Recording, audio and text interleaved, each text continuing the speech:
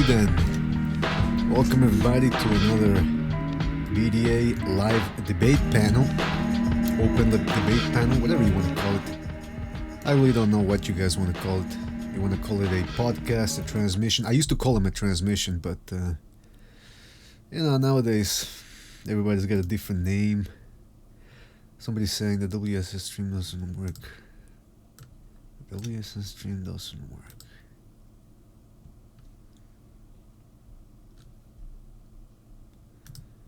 Well, like I said, another BDA debate, open debate panel. Nico Pass 6 is saying, I'm on a YouTube stream from the user Alex Me. I see. Can't find the stream in English. Oh, you're talking about the fight. the Briedis-Perez fight. Well, yeah, we're going to be talking about that. You know what? I've been looking for a stream myself. I can't find it. First of all, if the official website is not streaming the fight yet, or if it doesn't work, it's probably because they're not streaming the fight yet. That's what I gather. I don't know if the fight has started yet. I'm assuming it didn't.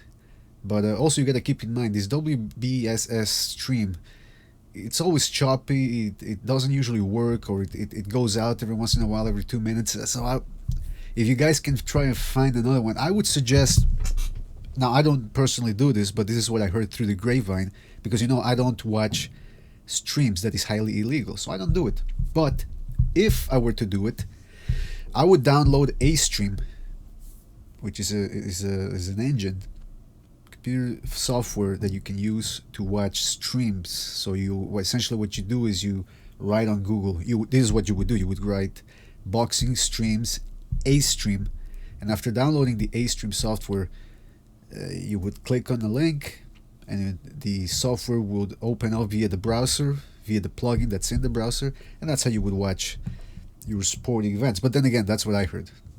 I don't know if that's how other people do it. I certainly don't. I don't watch pirate streams on the internet. That's not what Mr. BDA does. Just doesn't. What do you want me to say? Oh yes, that's good. Drinking a little tea here.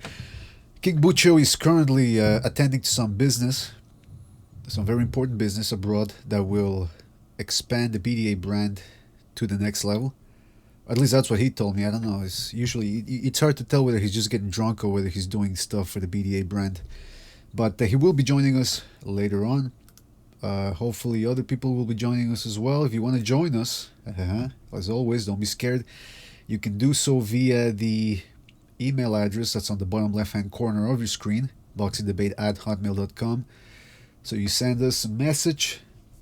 We'll let you into the Google group, the Google Hangout, and you can talk to us via your webcam or microphone or headset, whatever you use, and we can talk a little boxing. Until then, I will take in the reins of this horse, this stallion that we call the BDA stream.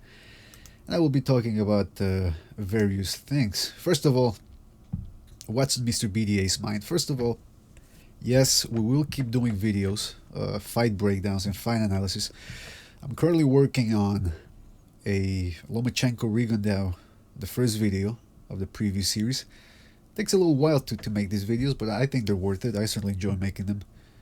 And but it's just taking a little time right now. So in the meantime, we're focusing on other type of videos, especially the streams that we're doing right now. But what's been on my mind? Hamed92, who is one of our regular listeners and participants here, he's a boxing aficionado. 2 weeks ago, he told us to rewatch the Canelo versus Triple G fight in order to see whether our first impression was the correct one. And I said, all right, I'll watch it, but my mind's not going to change. I still think Triple G won. Well, I rewatched the fight twice. That's twice. And, I feel... I still feel the same. I still feel the Triple G won. But I got to tell you, I think the fight is a little closer now.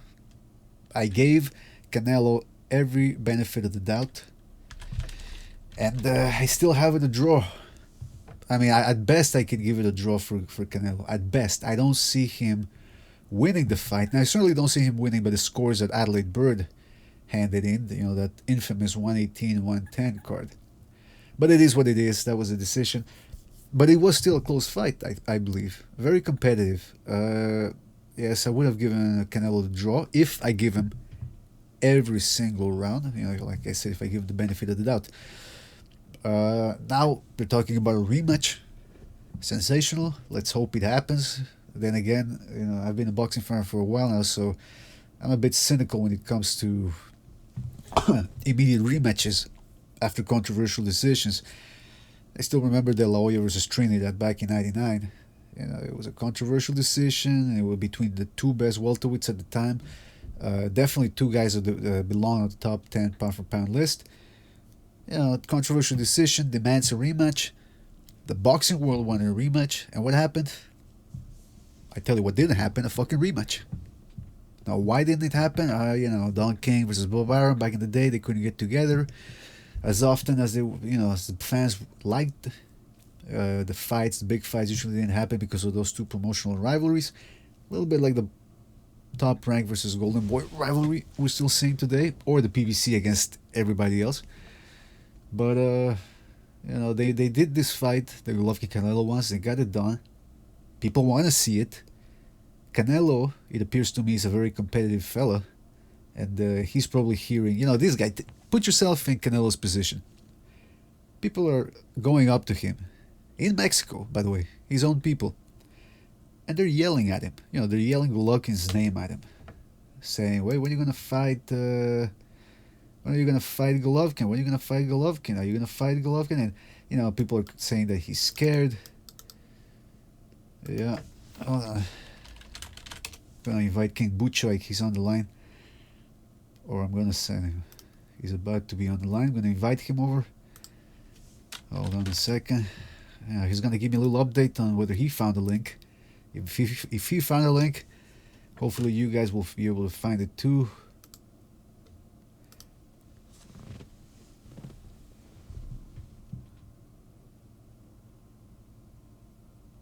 King Butch. Okay, he's still not on the line. But anyway, like I said, I hope that fight happens. I hope the Canelo versus Golovkin fight rematch happens.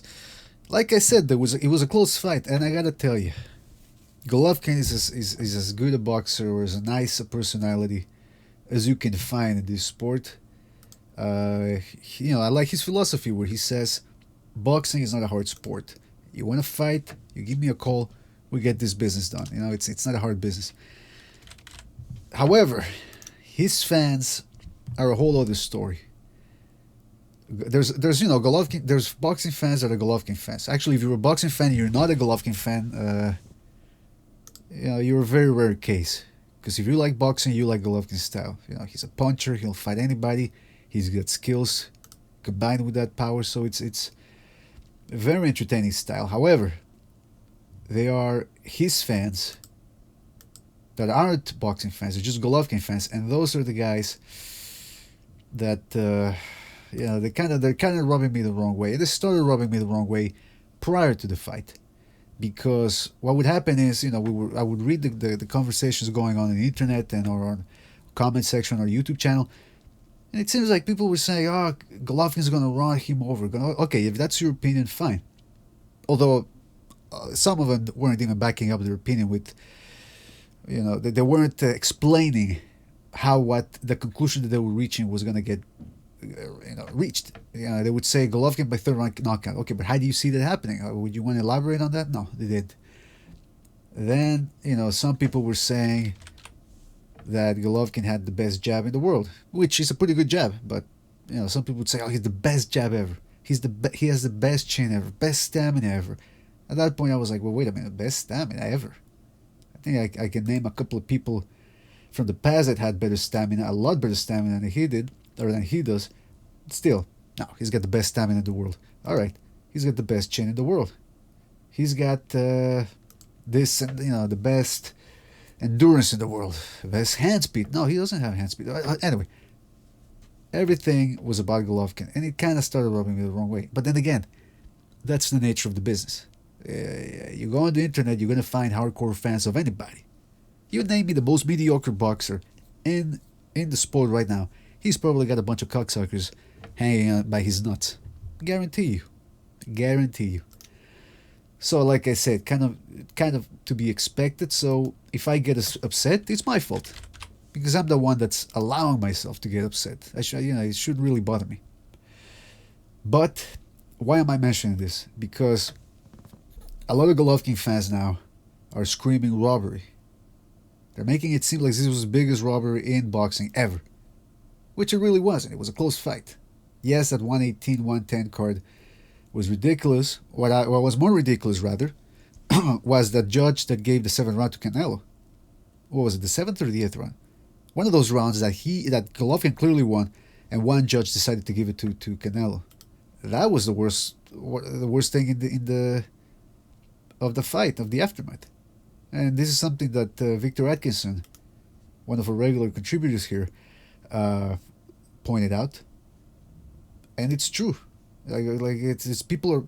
A lot of people aren't talking about that. They're talking about the 118-110 card, which, Victor said his theory was that, giving Canelo the 7th round was a ploy.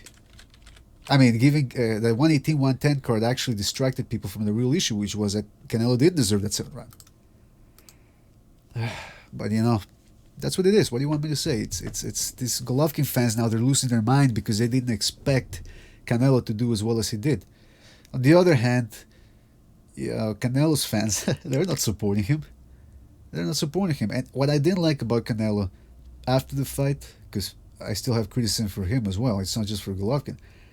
He said, I won the fight. I thought I won the fight. He should have said, listen, all right, I thought I won, but I'm fine with the draw. No, the guy's hard-headed, which is to be expected. He's very competitive. Sorry about that. So he's very competitive. So, I mean, it's to be expected that he thought he won the fight. But it rubbed me the wrong way a little bit. The way he keeps insisting that he won that fight. He didn't win the fight.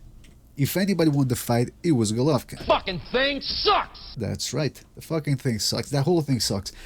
The only thing that will work here, or that will get some retribution, is a rematch. That's the only way. The only realistic way. Okay, Pterodactyl SS is saying, stop, speak, show video. We're not showing the fight here. We're not showing the fight. This is a BDA boxing debate panel where we're discussing boxing. And we'll try to get the fight and watch it at the same time, but we're not going to show the fight. We can't show the fucking fight. This is YouTube. If I start showing a fight, they're going to take the video off.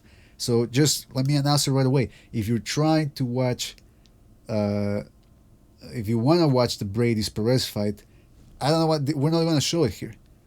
I'm actually going to try to watch it at the same time while I'm talking, but I can't find a way to watch it, so...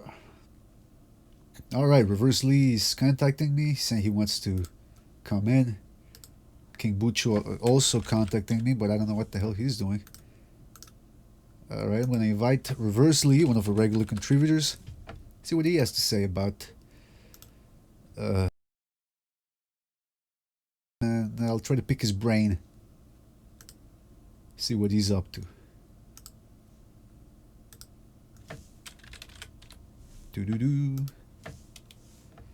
This is what we do at the Boxing Debate Arena. We gotta take little breaks here.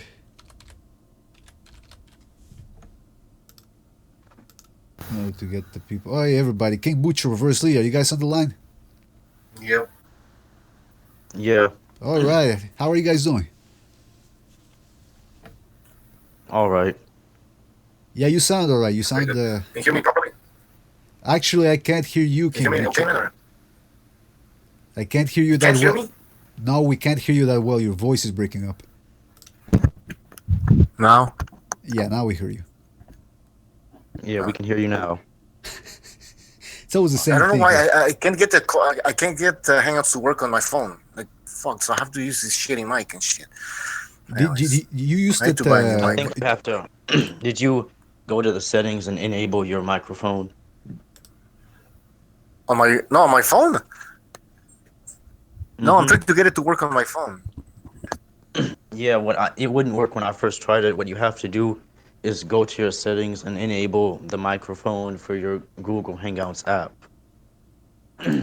Oh, I don't even know how to do that shit. So how were you doing it last week? I don't know. Then it stopped working all of a sudden. Like It stopped working all of a sudden. That sounds like a big I don't, load of I don't bullshit even, to I me. don't get the calls, man. I don't even get the ringing thing. Well, that's You don't very get the interesting, dun but dun dun dun dun dun Yeah, dun I don't dun. get the notification. No, I don't get it. So I was like, what the fuck? well, listen, that's very Anyways, interesting. But whatever. we're gonna talk boxing here. We're not gonna talk about Mike's all fucking day. We got a lot to cover here. We got a lot to We cover. sure First do. of all, Reverse. I wanted to ask you: Did you have you rewatched the Canelo Golovkin fight since it happened 2 weeks ago? Yes, I have. Has anything, from your point of view, changed after watching that fight? Well, I actually paid closer attention to who landed which punch. One thing that you definitely have to pay attention to is what actually lands and what is caught on the gloves. Right. Because there were several punches or several hooks that Canelo threw that you would think landed, but they were actually caught on Gennady Golovkin's gloves.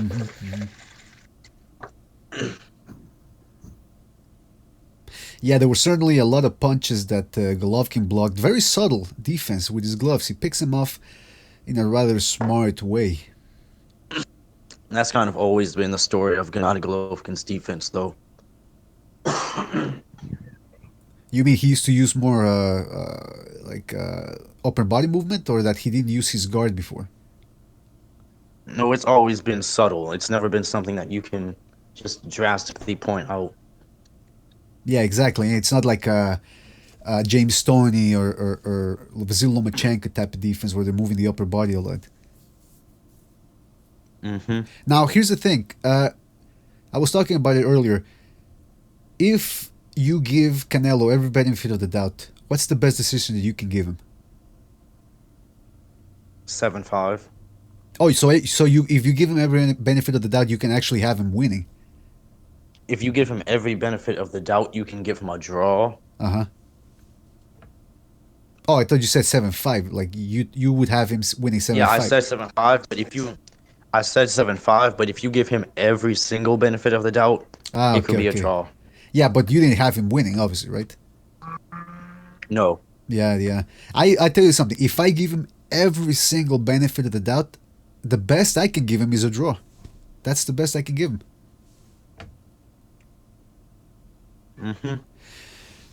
It's people are talking about this fight. The Bernard Hopkins is saying, Canelo, he has to go to the body next time if he wants to get a stoppage. But it seemed to me like he did try to go to the body. It's just that Golovkin was either stepping away at the right time or actually blocking them rather well. And those punches wouldn't have a drastic effect anyway. Right. Because we saw how many times he had to hit Liam Smith just to get a knockdown. And he had like 20 pounds on Liam Smith. Uh-huh. No, I agree. But even then, Golovkin, the first problem is trying to get Golovkin clean to the body because Canelo wasn't able to get a clean shot on Golovkin's body. Yeah, the only shots he were landing that were clean were the headshots. Uh-huh. And even those... Yeah, and Gennady does a lot of subtle things with his head as well. Like one thing I noticed in the Willie Monroe fight is he would actually draw Willie Monroe in with his glove, and then at the last minute he would tuck his chin right into his chest. Right. Yes, he does that often, man. He's very good at tucking that chin and actually taking the shots on the forehead. And that minimizes the snapping of back of the head, which actually wears a boxer down. That's one of the worst things for a boxer when his head snaps back, because then that numbs the spine and you can actually move as well as before, and that starts a whole domino effect of disaster. Now here's the thing: how interested would you be in the rematch?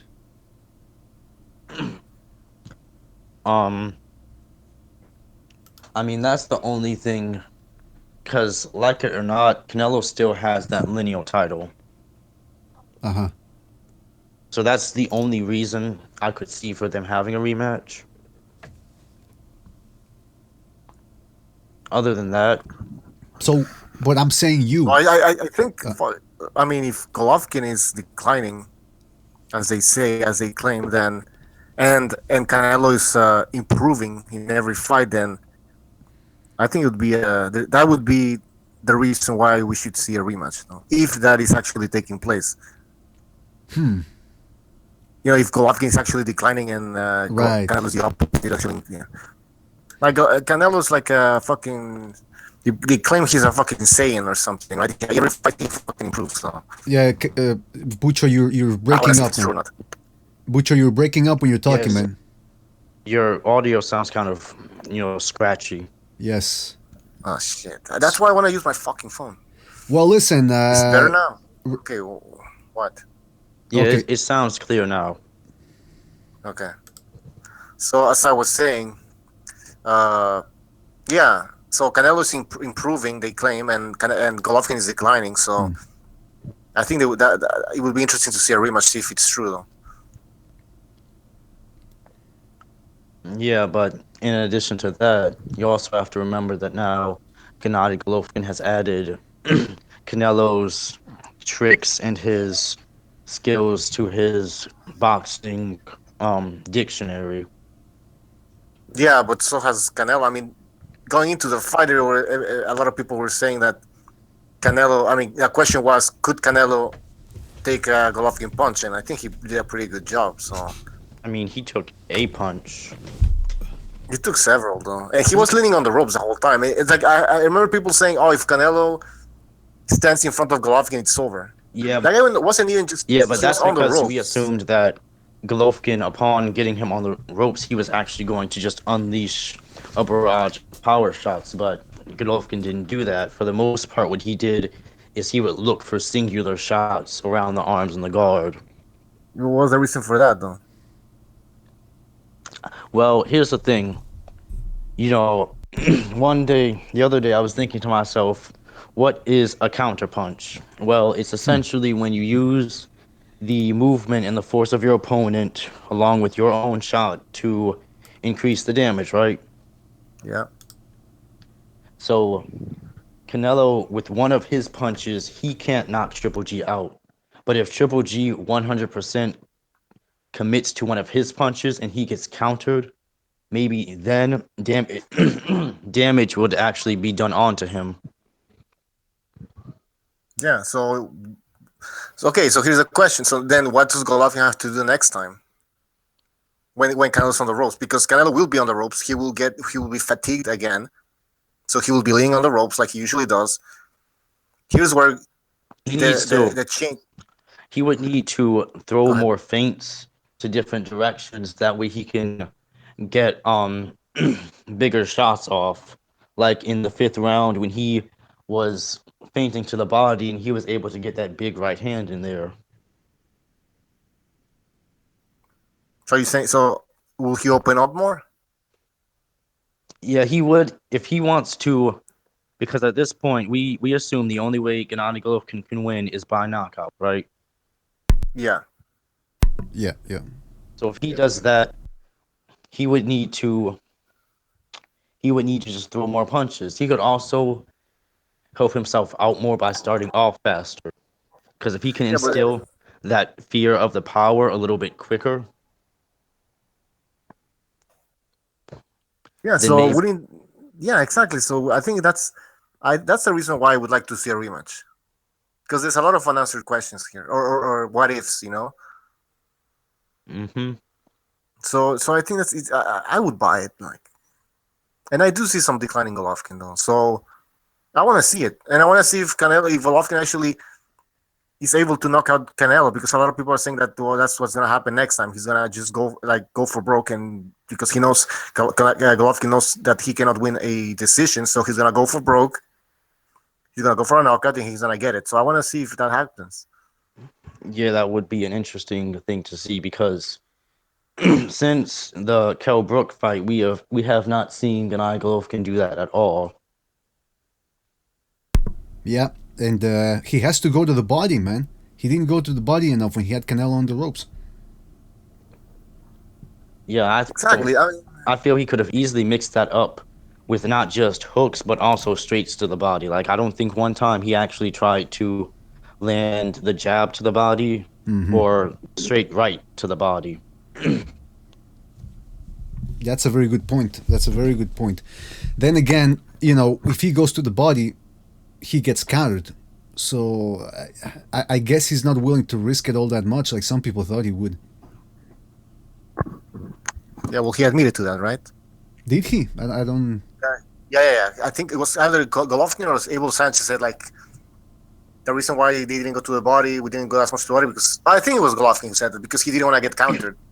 Okay. Yeah, you got to be careful when you watch Abel Sanchez interviews because I've noticed he sometimes tends to change his statements and his opinions on certain things.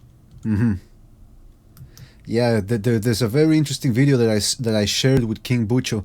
That there's a user named Sugarcane Mosley, and he made a series of videos highlighting Canelo's success against Golovkin. Now the video, you know, it's funny because he mixes in some goofy music and you know he adds in some funny sound effects. The thing, however, is that sometimes he'll count because he's counting every shot for Golovkin and every shot that Canelo landed. He's got a little counter for each guy. But sometimes Canelo would land a right hand that was clearly blocked, and he counts it as a punch. But anyway, he showed a clip where somebody asked Abel Sanchez prior to the Daniel Jacobs-Gennady Golovkin fight, and you know they asked Abel Sanchez, "Hey Abel, do you think that a Daniel Jacobs fight is a good primer to get ready to go 12 rounds against a Canelo Alvarez?" And Abel Sanchez, with the, you know, that smug look on his face, he goes, "You know, Canelo doesn't go past 8 rounds against Golovkin." That's what he said. Canelo doesn't go past 8 rounds. And well, he went 12 rounds without getting buckled or anything. So, like you said, take what Abel Sanchez says with a grain of salt. I saw this video. If you go watch the Artorias boxing count for the Daniel Jacobs fight, what he does right before Gennady Golovkin gets his knockdown in round 4, he flashes to this interview where the Fight Hub guy, he asks Triple G, think Daniel Jacobs does well, and he says, and then it shows the knockdown. That's Ariatorius Boxing, right, you said? Mm-hmm. Yeah, he's one got of the good best videos. study channels on YouTube. Yeah, very good channel, very good channel. Hold on here, I just gotta change something here, the YouTube. Oh boy. Having a little problem with the formatting here of the chat. Alright, that's good. Reverse, I wanted to ask you, because I started doing research for the Rigondeaux versus Lomachenko fight. We're gonna start doing the you know, boxing analysis videos. So I've been watching a lot of Rigondeaux fights first, and you tell me, man. You tell me, is Rigondeaux does he have an overinflated ego? Definitely, without a question. Right? Okay. Because I thought it was just me. I mean, he acts like he's 16 years old, the way he constantly is making tweets, making Instagram posts. You know, I saw this one video where he was at a media workout and he just started rolling all around the ring. What? He started like rolling on the ground? Like he was in the ring and he just started doing like ball, like he would get in a little ball and just roll around. Okay, I gotta see this. I'm gonna look it up while I'm talking here. But like what? Like a kid throwing a tantrum? You mean, or? No, like just I think you might find it. I just stumbled upon it when I was looking through Instagram stuff. You might find it if you just look up Rigondeaux rolls. Rigondeaux rolls. I'm gonna do that. Nah, on YouTube I can't. Maybe on Google Images, but okay. So you follow like the Twitter scene and everything about boxing, right? You follow the boxing Twitter scene and all that. Somewhat. right. Because I have a hard time keeping up with that. King Bucho does it more than I do. But I recently started going on Rigondeaux's Twitter account, and so he's got a bunch of cartoons up, like a bunch of like newspaper cartoons lampooning guys like that he doesn't like. Making fun of Steve Kim and Lomachenko. Right, and Lomachenko and Nicholas Walters. I'm thinking, first of all, who the hell is doing these cartoons for him? Second of all, they look like communism, like communist propaganda cartoons. He must have gotten he did come from Cuba. Exactly, that's what I'm saying. They're very creepy type of cartoons. I gotta tell you, it's not my type of thing. And he's constantly talking about how he's the best. He's in another level. Which, hey, listen, he's a terrific fighter. But I was curious about your thoughts on Rigondeaux and his overinflated ego, because it does. I'm watching some of his fights, and he does act a little bit weird in the ring too. Like he does little subtle things to kind of like demean his opponents. Yeah, like when he will actually kind of like shadow box the combination and then throw it.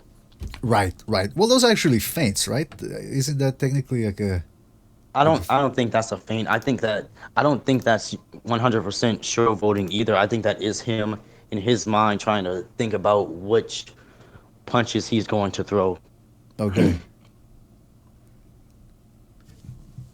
Yeah, man. He's. I tell you, he's. I don't know. He kind of acts in an arrogant way. Now that you said it, I'm starting to think that maybe my initial instinct was right, that he does seem a little bit of an arrogant nature. But again, a lot of these guys are very talented. They worked hard to get to where they are now. So I guess they have to be a little arrogant, right? Yeah, it's just that like Rigo's resume, like he has really done nothing in boxing. If he retires tomorrow, he won't be remembered as an all-time great fighter, period. He hasn't made any accomplishments. Yeah, he has the skill, but he hasn't shown that against any versatile fighters. And he has had many opportunities to do that. He says that people refuse to fight him, and he can't get any fights. I mean, he had an interim champion for about 2 years. And who was it? It was Flores. He was on the guy he fought on the Ward Kovalev undercard. Oh, right. And he has a regular champion right now, because he has the WBA belt. He's the super champion. He has a regular champion right now he could go fight. And he chooses to go for... Well, now he's got the Lomachenko fight, so I guess it worked out, but... He didn't have that before. He could have also unified with Jesse Magdaleno, Ray Vargas. Okay, but did those guys want to fight him, though? I mean, he never sent an offer. I'm sure... I think Jesse Magdaleno would have fought him. I mean, there's really... What's the risk in fighting Rigondeaux? Yeah, that you get outboxed for 12 rounds. I know, and you still have some of the greatest puncher's chance in the world. Yeah. Because Rigondeaux, I gotta tell you, it doesn't seem like he's got that great of a chin. No, he has a terrible chin. I mean, if you go watch that fight when he it's this one specific fight when he goes to Japan. Yeah. And he gets dropped, and the punch that he gets hit with isn't even really that big. Exactly. It was a little right hand that dropped him, and you can tell that he wasn't dropped because he was off balance. His knees gave out because of that little punch.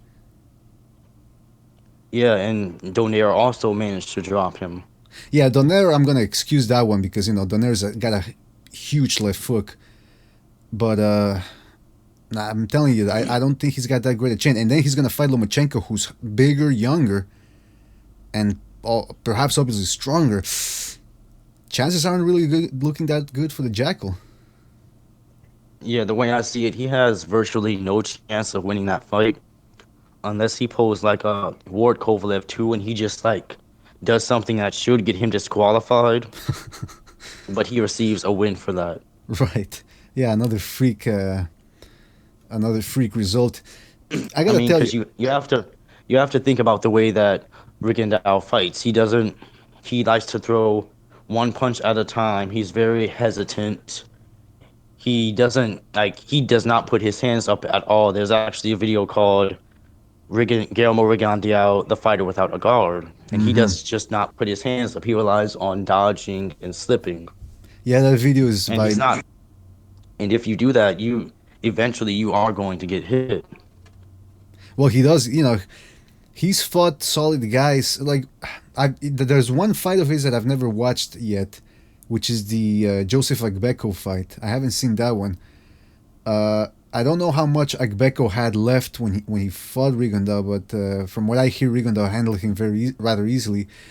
Guys like Tion Kennedy, Rico Ramos, they're not guys that they're guys that actually made him look good. But I mean, Rico Ramos didn't even want to be in there with Rigondeaux. exactly, He he was barely threw a terrified. punch. Exactly, he was terrified. Lomachenko's on a whole other level. Uh, do you think Rigondeaux's talent, however, his skills and his footwork allows him to go 12 rounds? If he doesn't get hit that often. Oh shit! But I mean, if you think about it, Lomachenko is really a bit of a he's becoming more of a pressure fighter lately, huh?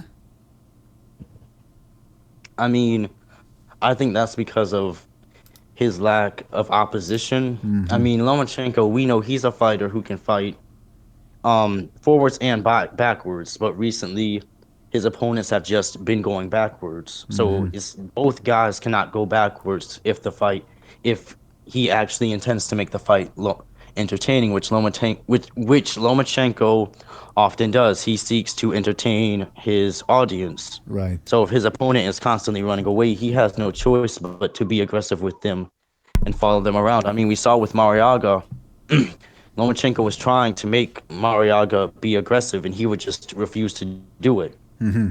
So we've seen a more aggressive, come forward Lomachenko.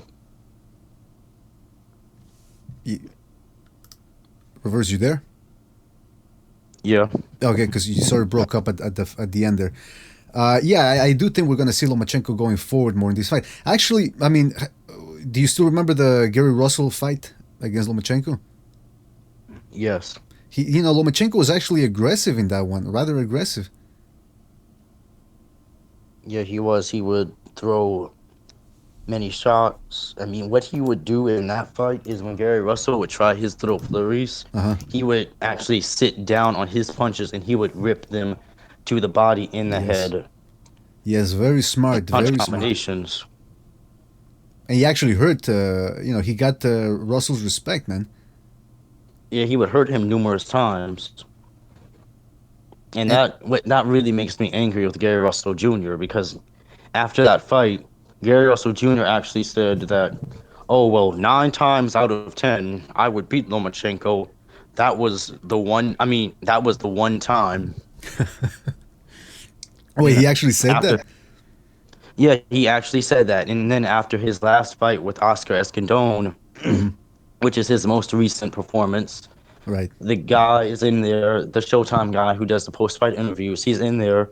He's talking with him, and he says, "Do you want the Lomachenko rematch?" And he says, "Oh yeah, definitely, I'll take that fight."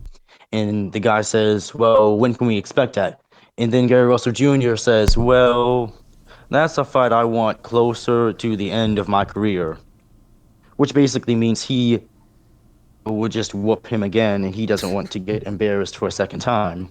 Yeah, that makes no sense. If he thinks he could beat him 9 out of 10, and then all of a sudden he says, "I want that fight at the end of my career," what the fuck does that mean? Yeah.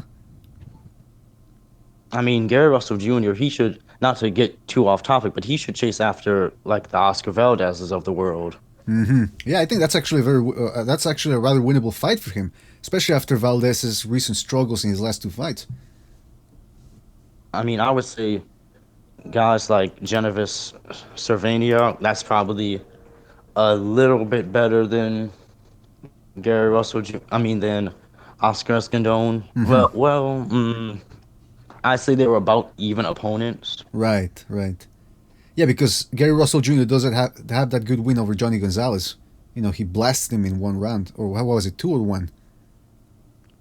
I think it was like 3 or 4. Okay, yeah, but he blasted him out early, and but you're Yeah, right, but I heard that Johnny Gonzalez was actually blood trained blood for drained. that. Blood drain. What was he fighting vampires the day before, or what? No, I heard that like they had somehow. I mean, I don't know if this is true, but I just heard that they had tried to get a lot of blood out of him. Oh, to make weight. Mm-hmm. The hell, man! These guys got to learn to make weight. Yeah, well, of course, No, I Johnny was goes. talking about like the agency. Like somehow the PBC had like gotten one of the agencies to get blood out of him. Now I don't know if this is really true, but it would make sense because Johnny Gonzalez, he doesn't really have a great chin, but Right. Gary Russell Jr., he doesn't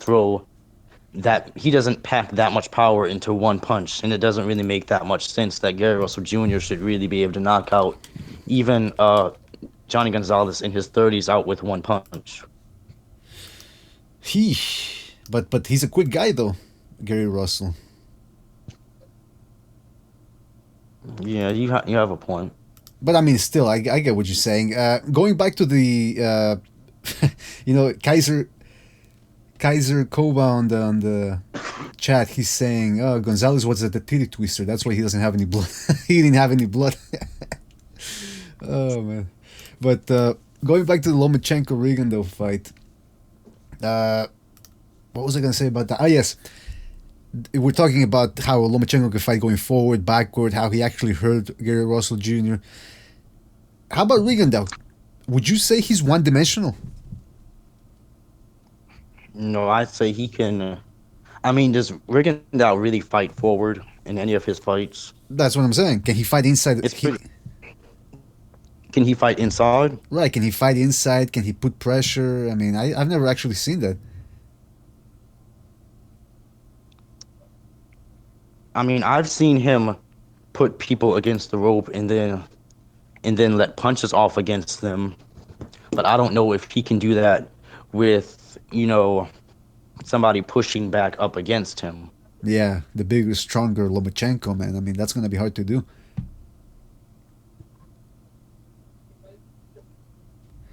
I mean, in my personal opinion, I think Lomachenko will probably just blast Rigondeaux.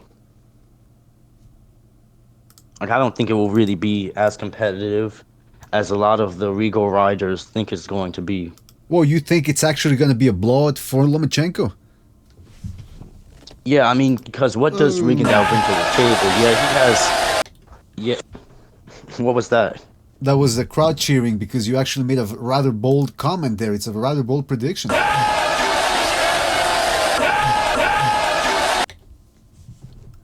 Yeah, but you gotta keep in mind, what does Rigondeaux really bring to the table? Yeah, he has power, but that's at 122 pounds. Exactly.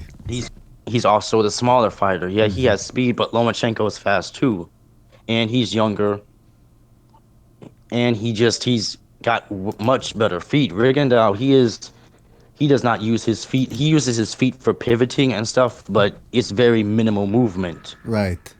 I mean, and it brings the question, what is he going to do when he's got Lomachenko in there and he's constantly spinning Rigondeaux around, spinning him around, going in and out, punch, get out, punch, get out. 1, 2, 3, 2 to the head, 1 to the body.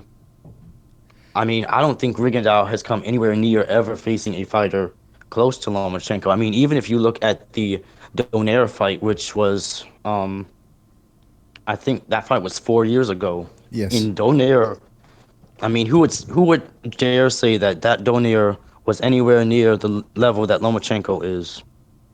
Well, back then, I mean, I get what you're saying, but back then on paper, people had him highly rated because of the Montiel win, the Darchinian win, he dominated Matebul. Yeah, you get what I'm saying, right? Like back then, he was on a streak of big wins, so people considered him one of the best pound for pound fighters. But yeah, now in retrospect, you compare Donaire to Lomachenko, and it's a whole other ballgame right there. Yeah, he just got the WBC silver featherweight belt. Donaire, that is. Mm-hmm. Yeah, who did he beat in his last fight, by the way? That was on the undercard of the What's the Russian? The Dorticos fight. Yeah, the Dorticos versus the Russian serial killer there.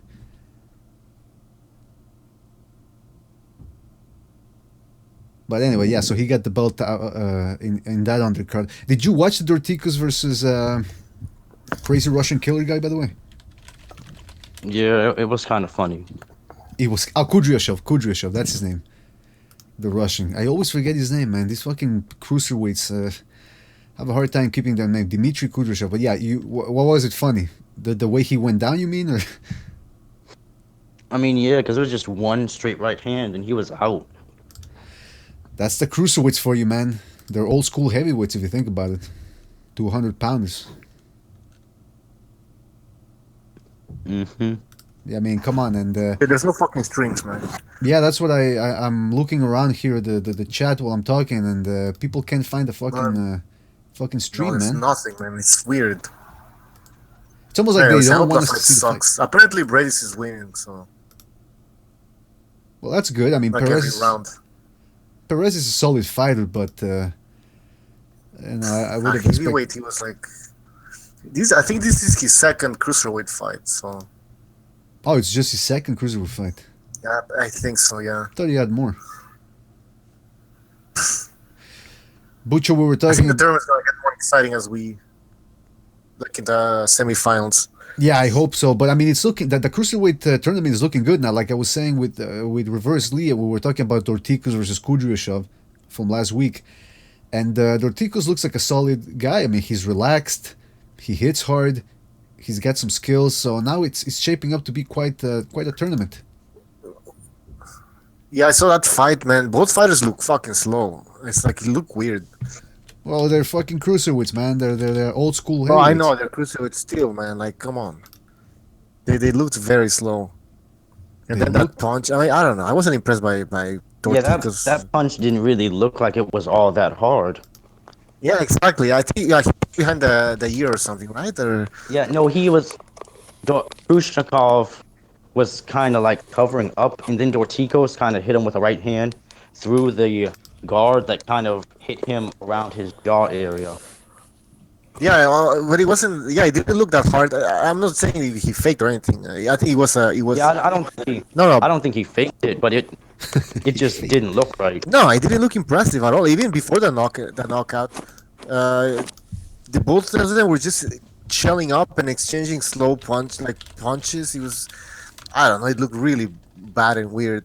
Somebody posted it on Facebook, and I was reading the comments, and you know, some people don't even know that this is what's supposed to be. You know, this is a big fight, right? And I see the comments; they're all laughing. I'm like, what is this crap? They thought it was a joke fight. I was like, no, you people should understand that this is the World Boxing Super Series here, and it's a quarterfinal fight. Yeah, you're right. Yeah, man, it's like, what the fuck was that? Hey, first I of don't all, know. I wanna Sorry, say- but I think these are those two were the two most like the weakest fighters in the tournament. before we continue, I just want to say that we got Hamed on the line. Hamed, can you hear us? Yes, I'm on. Hey. I was watching the fight. I watched the first 5 rounds. It's a terrible fight. I had to switch off. I couldn't take it. I'm not Oh, lying. thank God. Whoever's not watching that fight, you've done the right thing. Guys, the horrible fight. I have yet to watch the Usyk versus Huck fight. Is that fight any good? I didn't get to watch that fight because that wasn't on TV over here. So I tried streaming that, but that day I think I was on the show and it was on the website, but I couldn't watch that fight because it wasn't on the Freeview channel, which is a pay-per-view channel here. But I watched the Tikos fight against Kurdishov. That was a good fight.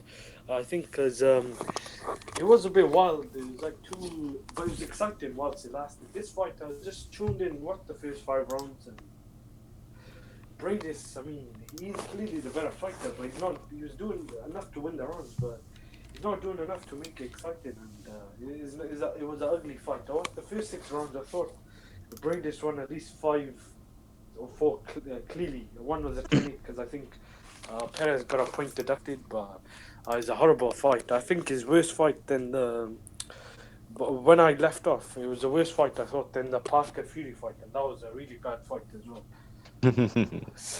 So whoever's not watching it, I think you're doing the right job. It's not something worth watching. As for the Usyk fight, I didn't get to watch that fight. I've just seen the knockout, but that looked like a pretty decent fight. The ending looked like it, but I'm not too sure. I haven't read or heard anything about. Was the fight good? Has anyone watched that fight? Like, you know?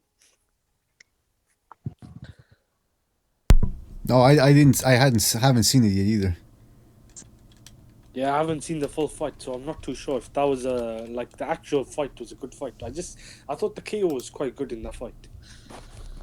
Well, they're not even the showing the thing- fights. There's no way to watch the fights. I suppose we were lucky to have even been able to catch the Ortiz versus Kudryashov fight last week. But now look at this. Nobody can find a link. Split Yeah. D's Hey, watching the fight. did you hear that the Ryoto Murata versus Hassan Endam fight is going to be shown on ESPN? Yes. That's great, man. That's ESPN is stepping it up, and they're willing. It seems like they're committed to showing boxing now. I mean, if they can just get some good showing times. Right. I mean, Steve Kim said it in a bunch of articles that if ESPN really wanted to, they could actually take over boxing rather easily. Yeah, I mean, it's not really a premium channel. It's the one channel that everybody identifies when they think of sports. So for a promoter, that would be their ideal place to put their boxing matches. That's why I think that's why Top Rank is trying to put all of their fighters there instead of keeping them on HBO. It's smart. It's smart because I would assume that ESPN would have more. I don't know why I'm assuming this, but I'm assuming they could have more slots open there than HBO, because HBO, they're very selective, especially in the last couple of years with their budget. They've been slashing it, and so there's not that many spots available for fighters, premium fighters that want to have more than 2 fights per year. If ESPN can accommodate them, yeah, we might be seeing a big shift right now going on in boxing. Yeah, that's the best case scenario. By the way, Hamed, we were talking about the Rigondeaux and Lomachenko fight, and apparently Box Nation is going to pick up that fight, so you're going to be able to watch it rather easily over there, right? Yeah, that's the good thing about that. That's a really good fight. It's something I'm looking forward to. But I was a bit disappointed with the Wilder-Ortiz fight. I thought that being Ortiz failed, was it one of the A samples, I think, or drug test. I think that fight's officially off. But I thought that would have been a good fight to end the year the heavyweight division. So we could have looked forward to something. But yeah, the Lomachenko fight, Rigondeaux fight, I think that's the best fight remaining out of the rest of the fights, I think, for this year. And yeah, that is good news. It's on Box Nation, so I think that's really good for us over here. And I think it's on HBO in America, so it's good. I don't think it's a pay-per-view fight, so I don't think that was ever going to be on pay-per-view. But No. yeah, that's a fight I think everyone will be looking forward to. But I mean, as far as this fight on the WBS, I don't know about this tournament. I don't think it'll work. I'm not too sure. I thought the last week the fight was quite good between Kurdashov and Dorticos, even though it was quite wild and a bit of a crazy fight. And I think Kurdashov got a bit exposed. But I'm not too sure about these tournaments if they work in boxing. I don't know, like the Super Series, Super 6, I thought dragged on too long. I think this tournament as well, I mean, if they have a couple more of these dull fights, and I don't know if the, fans and crowd could keep up with these fights. I mean, like you said, they had to watch as well on, some people can't access them. And on top of that, I mean, they're trying to say the final will be in May of 2018. I think that's too early for any of those finals. I mean, the super middleweight tournament, I think, is a bit weak anyway. So I'm not too sure about people being interested. I mean, 2 of the fights already on pay-per-view for that over here. So Wait, Ahmed, you're telling me that you don't get excited to see Chris Eubank defend his IBO belt? Well, if it's on pay-per-view, I mean, come on, it's just ruined the whole thing. The tournament is good what they're doing with the Paranam Freeview, the Cruiserweight tournament. I think it's good. So I mean, people can access it. I mean, the Usyk fight, I don't know why that wasn't on the TV. I mean, that was, I think, one of the best fights out the first round in the Cruiserweight tournament on paper. I'll need to check out Gassiev. I haven't seen him, but is he better than Bredis? Who's better out of them two? That's a good question. I don't even know, man. I think we're being too harsh. I mean, like, let's wait and see how the tournament develops, you know. And I understand the promotion hasn't been the best, you know, but maybe later on for the semifinals we'll finally get like some channels, so we'll know where they're showing it. Maybe more fans will get on board. I mean, maybe the fights are going to be more exciting, so I think we should give it a chance. And obviously, the super middleweight tournament is not the greatest, but you know, maybe as we move forward in the tournament, we're going to be more exciting. Yeah, let me tell you something, man. Just real quick, the promotion for this Cruiserweight tournament, you know, it's making Rock Nation look like the best promoter in the world. They're not doing any promotion over here in the United States. I don't know if they're doing promotion in Germany or whatever, Russia or wherever these people are from. But over here, we can't even watch the goddamn motherfucking fights, and we want to watch them. You also... Yeah, a lot of those fighters are also pretty obscure. I mean, the only guy I really know, and the thing is, the cruiserweights I only know Usyk, Lebedev, and Gassiev. Those are really the only guys I'm familiar with. Right. And you know, quote unquote, boxing fans they know Usyk. Yeah, that's one country that you've kind of alienated from the Super Series. I think, like, where are most of these fights taking place at? Like the actual arena? I would assume in Europe, right? Well, Norticos against Kurishov. Where did it take place? Texas or something? Yeah, Texas. There wasn't even a crowd. I think they blocked the whole stadium thing. The arena. It was all. There was like a curtain. Really? Because it was all empty, so they had to they close it off in a little area. Right. So they put this black curtain, so you couldn't see the background. There was nothing. It's all empty. It's like, why would they even go there? I don't know what the fuck's going on. But back to the tournament. What I was trying to say was, it doesn't help when the super middleweight tournament. I think it could have been quite big over here, but when it's on pay-per-view, like you said, the lack of promotion. I mean, the Eubank fight, I just realized earlier on, is next week. But yeah, it's next week. I didn't even know it's next week. Yeah, exactly. I didn't know it's next week. No, yeah. It's next week. And it's on pay-per-view over here, and it's not a pay-per-view fight. No, in 2 weeks, it's Groves, I guess. Yeah, exactly. And I was going to just say that. The George Groves fight, I think, is a decent fight. It's on pay-per-view again.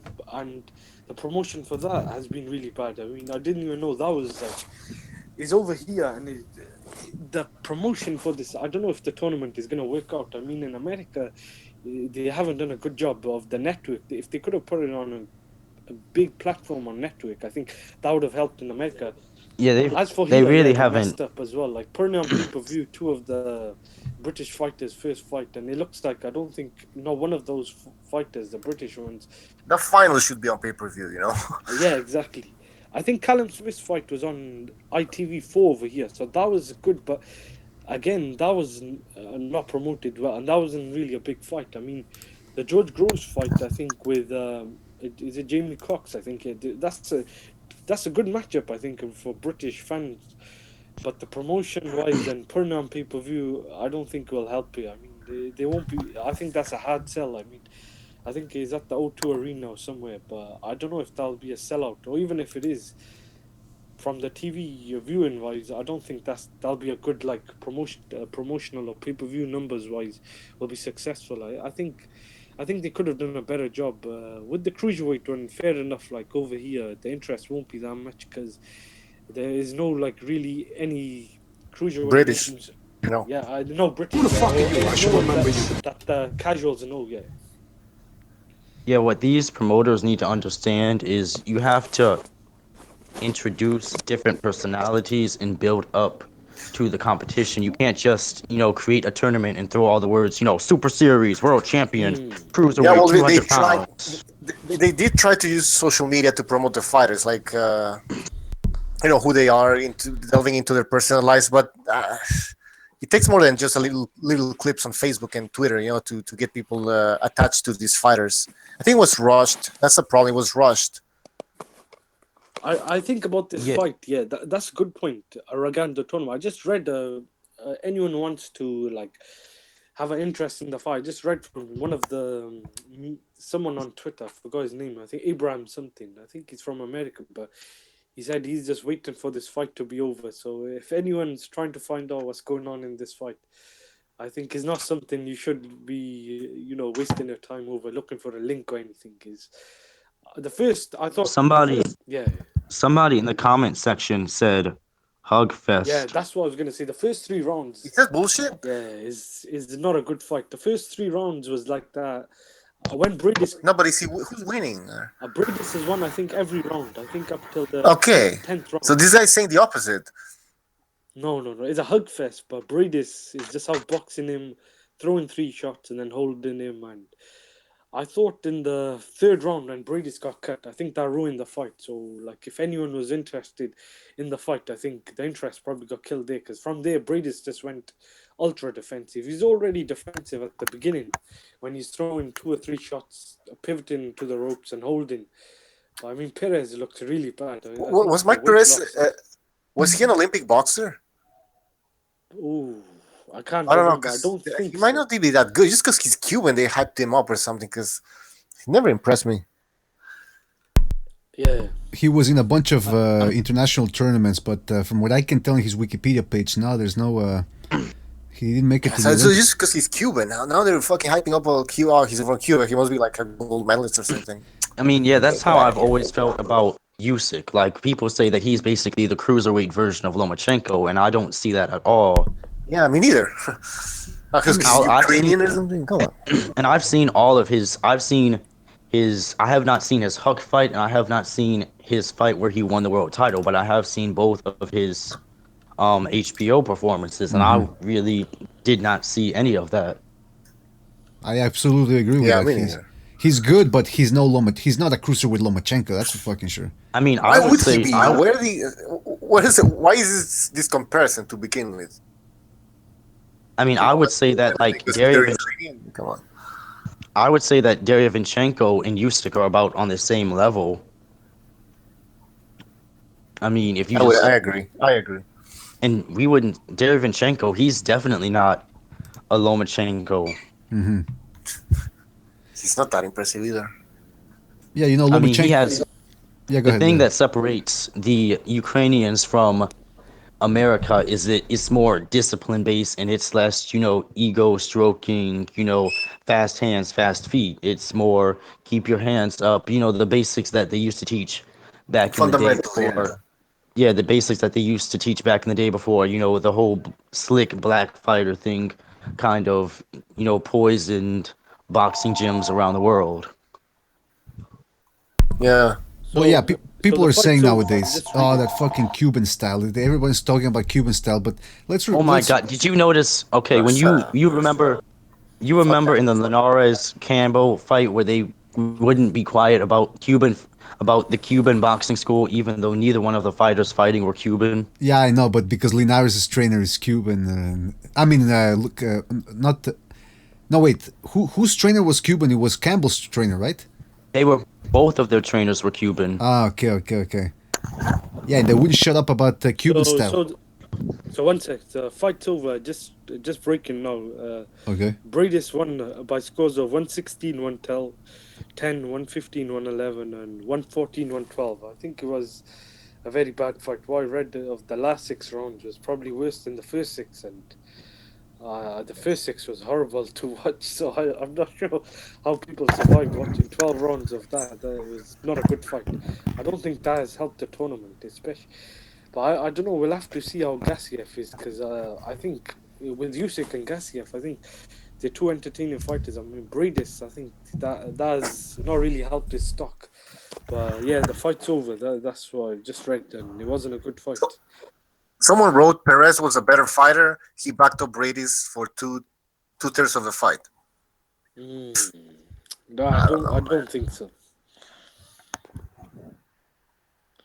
I thought it was just an awkward fight to style-wise, I think it was just it's not a nice fight to watch or match make. I think the referee had a hard job as well. I was reading a lot of people are complaining about the referee. But I think it was probably one of those fights was hard to referee. It reminded me a bit of Andre Ward. Like thinking about Ward, I think he'd be at home in one of those fights. I mean, they were hugging an awful lot, so it was one of those fights. Like I mean, if you've watched Ward fights, I think is typical of. I'd say it's more of a Ward Rodriguez fight. The first 4 rounds is, but I think this continued for 12 rounds. I think Perez had a couple of points deducted as well on top. Yeah, it was one of those ugly fights like that. Not something you'd want to waste time watching or rewatching or having an interest. I think in streaming. I think watching the first 2 rounds, I realized this is going 12 rounds. Yeah, maybe Ward is watching this fight at home and licking his chops and saying, "Hey, maybe I made a mistake retiring too soon. Maybe I can do something in cruiserweight." Yeah, there's money. I mean, the winner can get up to 25 million in total, I think. How much? 25 No million, kidding. I think. No kidding. Reverse, are you there? Go to Reverse? the bathroom or something. No, but he No, said. but I remember they said there Alright. was 50 million that were gonna be spread out through the whole 2 tournaments. Okay. So there were 50 million total to play around with. And I remember that the winner could get up to 25 million, something like that. Also depends on the sponsors and etc. You know. But there's money involved in that shit, and if Ward wants money, then he missed an opportunity here.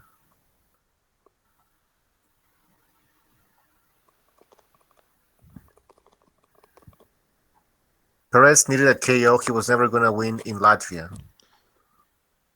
People are saying this. We seem to be having some technical difficulties here. Hamed, can you hear me? Yeah. No, I'm Yeah. just saying, can you hear me? Like, am I loud enough? Like, Oh yes, you're loud enough. The only one we can't alright, hear, that's okay. reversely, I can't hear Yeah. him. I think he's on. He's either gone or he's still online. It looks like, but I'm not too sure if he's. Yeah, he's saying he can't. He's saying he's not there, but I see the icon there. Yeah. Well, if he went to the you bathroom, know- what the fuck, man? Nah, he didn't go to the bathroom. Because he's telling me He's via still the... on. Yeah, he's still here. Oh, well, they hang up and call him again. Alright, you guys take over. I'm gonna try to sort this out. Oh, and then I gotta invite Split D as well. He wants to come in. Okay. Yeah, he was watching the fight on Twitter. Ask him how he was able to get the fight. I'm interested in that. Yeah. I think I he got could a- have illegally streamed it. In the US, they're showing it on AT&T or some crap. I don't know how it works over So there. is that a freeview channel or is that? I think it's satellite. So it's something you don't have to pay for to like. I have no idea, to be honest. I don't know. But there's gonna be a replay also, apparently, at 7 p.m. Eastern time. I don't think it's worth watching. Just looking at a lot of the writers, I don't think. No. Don't Not watch many it, guys. Okay, who won? Because people are saying that there was a robbery or some shit. So Oh, bullshit. The only people that were robbed were the people who watched it. That fight was Alright. that fight was so fucking easy to score. Are you kidding me? Bredis fucking wiped him out, dude. I had a sweeping except for round 10 when the ref took a point from Bredis. It was like legitimately 11. The taken first away, 6 or rounds. I mean, like, To be honest, I don't know. I heard the crowd booing. I was setting up my microphone because the fight was so boring. I was getting ready for the show, and I heard, point being taken, and that was that. So I just scored it 10-9 for Perez in the 11th, or 10th round. Sorry, but the fight was not hard to score. Anybody that had Perez winning that fight doesn't know how to fucking score a fight, man. I read somewhere that Bredis was backing up the whole time. No, Bredis he was like playing poor man's Bernard Hopkins or Andre Ward. He was jumping in, holding and grabbing, and that fucking ref, man, didn't know how to do his job. That guy should have been giving warnings out from the second round on, man. There was so much holding and so much grabbing, and then he'd let him stay there clinched for 10, 15 seconds at a time. Who was the ref from? Was it like a ref or some weirdo? I don't. All I know is he sounded very Italian to me. So yeah, Italian. Yeah, he's Italian. Yeah, very stereotypical Italian accent. So I'm sure that's where he was from. So was the last 6 rounds as bad as the first 6 or worse? Because I seen the 5-6 rounds. After the second round, I wanted to turn it off because it was equally as bad. It was horrible. I mean, that was horrible to watch. I thought the second or first round, one of the rounds, I thought Bredis landed a good shot. I thought we might have a fight where it could be interesting, but then when he got cut, and it turned into a ugly fight. I mean, I think anyone who's a Ward fan or Andre Ward fan, I think, would probably like those type of fights. But I don't think there's many big Ward fans around. That was not a nice fight to watch. No, and you know what? When this fight and Briedis' last fight against Hook, he looked really bad. And I went back on YouTube and watched some of his older fights, and they were almost just as bad. Like the guy jumps in and smothers his own work like all the time. So, like moving forward in the semifinal, I think Usyk probably gets him out of there late. I don't think he's going to have much trouble with him. So who's a better fighter then, Gassiev or Bredis? Because I kept getting mixed up with these two. Gassiev, easily. So Gassiev's the bigger puncher as well, is that correct? Yeah. I think it's when you look at Bredis' record on BoxRec, he's got a high knockout percentage or ratio, and his record's decent, but it's kind of misleading. It's one of those scenarios because when you go and watch the guy fight, you can clearly see that it's the record and then reality are kind of two different things there. I think Bredis has got some good fundamental skills. The way he sets up his right hand, but that's where I think it goes wrong. When he lets his shots off, he does the same thing. He holds, he pivots. He's not nice. He's a bit of an ugly fighter to fight. But who's got the better amateur career? Because I was trying to find out, but their records are similar. I think they're both 23 or 24-0 and 16, 17 records. Is it Gassiev's the more polished amateur fighter? That I couldn't tell you. I haven't looked at either one of their amateur careers. Because one of them apparently started late, but I'm not too sure which one it is. Because one of them had 40 amateur fights, but one of them also trains with Triple G, Golovkin. That's Gassiev. That's Gassiev. I think he is probably the better fighter out of the two then. Yeah, I don't doubt it.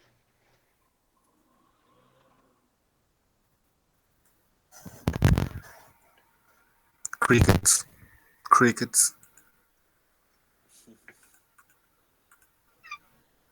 All right, so I guess first of all, I want to welcome Split D into the group.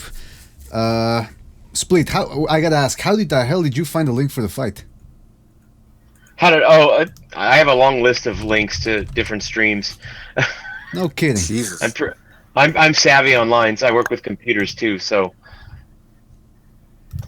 Yes, you work with computers. That means that you got some sort of advantage over the rest of us. Is that right? I don't know about that. I know my way around the internet and computers really well. So there's never really a time that I can't find a fight if I really want to watch it. I gotta tell you something. What about phones? You know about phones? Because I can't get Hangouts to work on my phone. All the links that I have, if I watch them on my phone, it's pretty choppy because there's a lot of. No, I'm saying I can't use Hangouts on my phone. Google Hangouts. I can't do that either when I call into the show. Oh fuck! Anyways, I used to work before. Whatever. So, BDA, what's up now? So this fight sucked apparently. Although some people are saying it's controversial. I don't know what the fuck they saw because. Fucking controversy, my ass. That's right. I think Listen, these people are just. Nowadays, every fight that we watch that goes 12 rounds is going to be subjectively scored. Yeah, what the fuck's that about?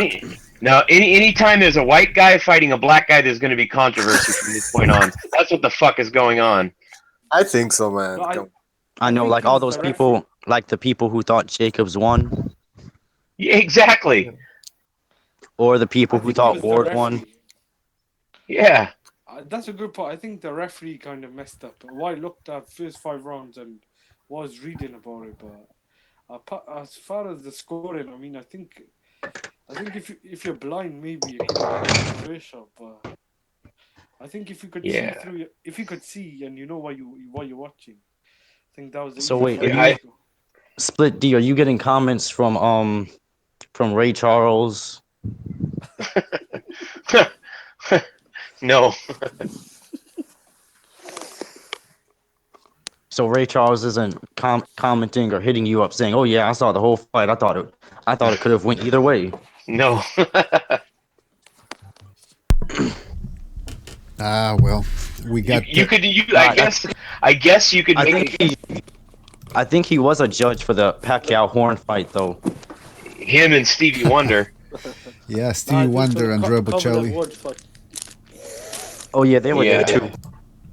Yeah, I think, like, in all seriousness, I think you could maybe argue 2 or maybe 3 rounds for Perez, like if you really wanted to be generous or you kind of felt bad for the guy, but I outside of don't that. believe in that. I don't believe in courtesy rounds. No, I don't either. I'm just saying. If I won every round of the fight, you give me every round of the fight. Right. No, I think what he meant is 1 or 2 rounds that could have went either way, and I think watching the first 6 rounds, it was 1 round or 2. I think that one was, I thought Perez could have won, and I think one was close, so which could have went either way. But I don't know about the last 6, but yeah, I don't think he won more than 2 rounds. I think Right. if you want to really grade on the curve, or if you want to really like be generous, or but I think Bredis probably won 11 or 12 rounds. I think that's what I was reading online. Yep. Do we know who's fighting who now? Like next in the semifinals? Yeah. It's Briedis versus Usyk, and then we have one more quarterfinal before we find out who fights Dorticos or Dorticos, and we have the Garcia fight at the end of October. And don't forget, we have the Cruiserweight Lomachenko in the tournament as well. Yeah, fuck. No, I know he's not the fucking Lomachenko, the Cruiserweight division. Why is this compared? Like, I don't know. But well, I wanted to talk about, speaking of Ukrainians, they're good in the amateur system. I was talking with Reverse Lee about the so-called Cuban style that the HBO commentators wouldn't shut up about last week. Historically, these Cubans, they don't translate well into the professional ranks. So I don't know why they keep talking about this Cuban style as if it's one of the best styles ever. Okay, for the amateurs it is, but in the professional ranks, there's a lot missing. No, I agree. Oh, now you see a Cuban, and all of a sudden it's like, oh my god, these Yeah. Cubans, like some nowadays that's how it super is. fighter. What the fuck? Like Perez, like we just looked at his amateur record. There's no amateur fucking amazing record there. No, What was I know the they hype did the about same. this? They did this. They did the same thing with Sullivan Barrero. yes. Yeah. Yes. He's a good guy, but You guys, He's average. yeah. You guys see a pattern there? Like I said earlier, black and white fighters and networks. But Yeah, wait a minute. Yeah. But wait a minute. Networks try HBO is supposed to be sell racist. us, fighters, right? But HBO is supposed to be racist. Right, and they do that with a lot of white fighters or Caucasian fighters. Yeah, also But like Usyk there. Remember when he fought on HBO? Yep. And Usyk's a really good fighter, but he's another one of those guys. When you look at his record, you think, "Oh my God, this guy can punch through a wall made of lead," and then you find out that he Not really really. can't.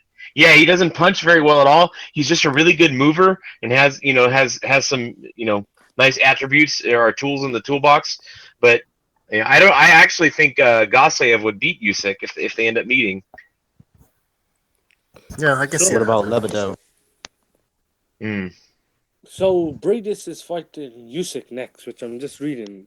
Yep. So the other quarterfinal will be between Dorticos and is it Gassiev? Is he fighting that Polish guy? Is that Yeah. Oh, I don't know how to pronounce his name. Whoa, I won't even Gol- try. Yeah, I think that guy is that guy. I think has never been stopped. He is meant to be one of those tough ex junior fighters. I think he was a really good journeyman when he was like before he Hmm. became champion. But I think Gassiev should win that fight. So I think we could be looking at a really good semi-final between Gassiev and Dorticos. But I'm not too sure. Yeah. I think who would you put as the favorite then? I favor Gatsayev in that fight. What about overall, as in the tournament? What about what? Who is the favorite, do you think, in the tournament from now? See if Most. Gassiev wins his fight and then is out of the 4 remaining. I think most people are favoring Usyk, but I have Usyk as my number 2, and Gatsayev I have as my number 1. Yeah, you got to remember. I mean, I didn't watch Gassiev's last fight, but that's the guy. People forget that's the guy who trains with Abel Sanchez, and Triple G. Yep. You know, Yeah, a yeah. big thing that a lot of people think Abel Sanchez all he trains is Triple G. They think that's the only fighter he has, and that really makes me angry because every time you watch an Abel Sanchez interview, it's always Triple G, Triple G, Triple G, Triple G. Like they never ask any Shafikov questions, Yep. any Marat Gassiev questions, any Ryan Martin questions. Or nobody ever asks him why he's wearing tight shirts all the time. That would They be should. Not sticking out.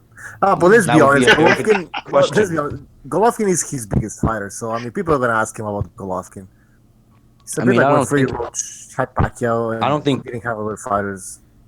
Yeah, I don't think one person has ever asked Abel Sanchez what did he think of the 120 Shafikov got from Robert Easter Jr.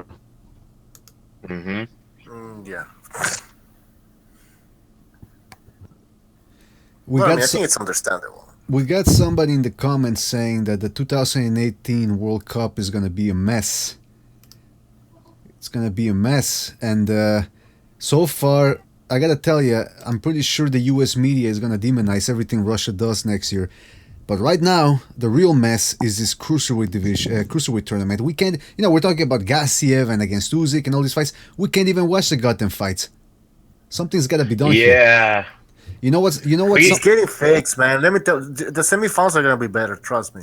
Well, I think the deal that Schaefer and Sarlin made with was it the Audience Network on DirecTV or AT&T is just for the remainder of the quarterfinals. I don't think that there's anything in place yet, or at least announced for the semifinals and the finals. I'm hoping it gets picked up by like ESPN, HBO, or Showtime or something like that.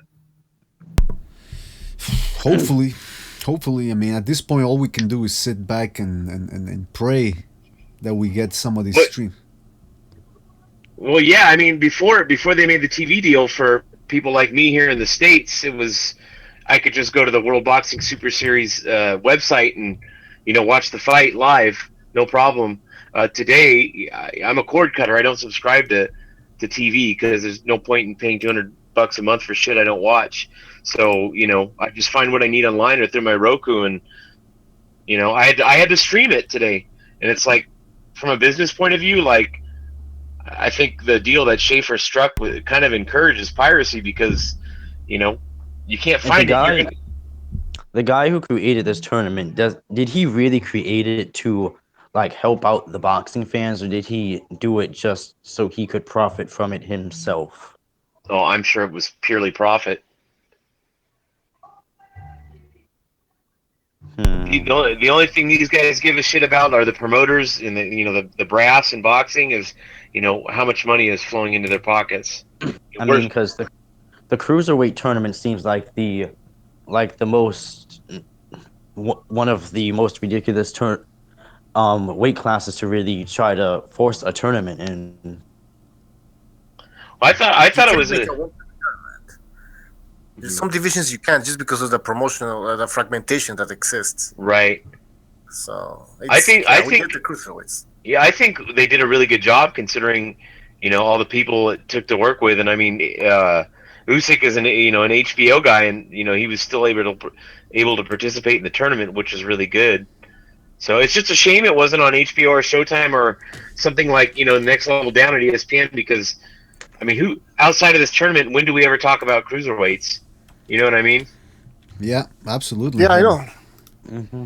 They should be Well, better HBO known, man, started because to- they're to, actually uh, the real Monopolize heavyweights the back in the flyweight day. division, super flyweight division. So that's good. Yeah, that would be Yeah. the absolute best division to have a tournament like that in.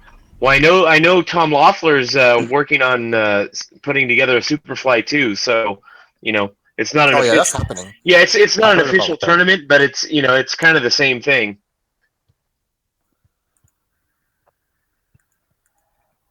Yeah, for sure.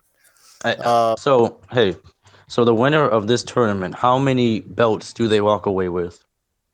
I think all four. Because I know, is Lebedev in it? No, I don't think. No, he's Okay, not. Lebedev is the WBA Super Ah. Cruiserweight champion. That's right. The winner of the tournament will have 3 belts then, and then they can, if Lebedev is interested, they can fight him. Wait a minute, Lebedev's still around? Yeah, I thought for some reason I thought he was gone or he lost. Am I wrong? No, he lost to Marat Gassiev, but his belt wasn't on the line. Oh, Oh, isn't that okay. convenient?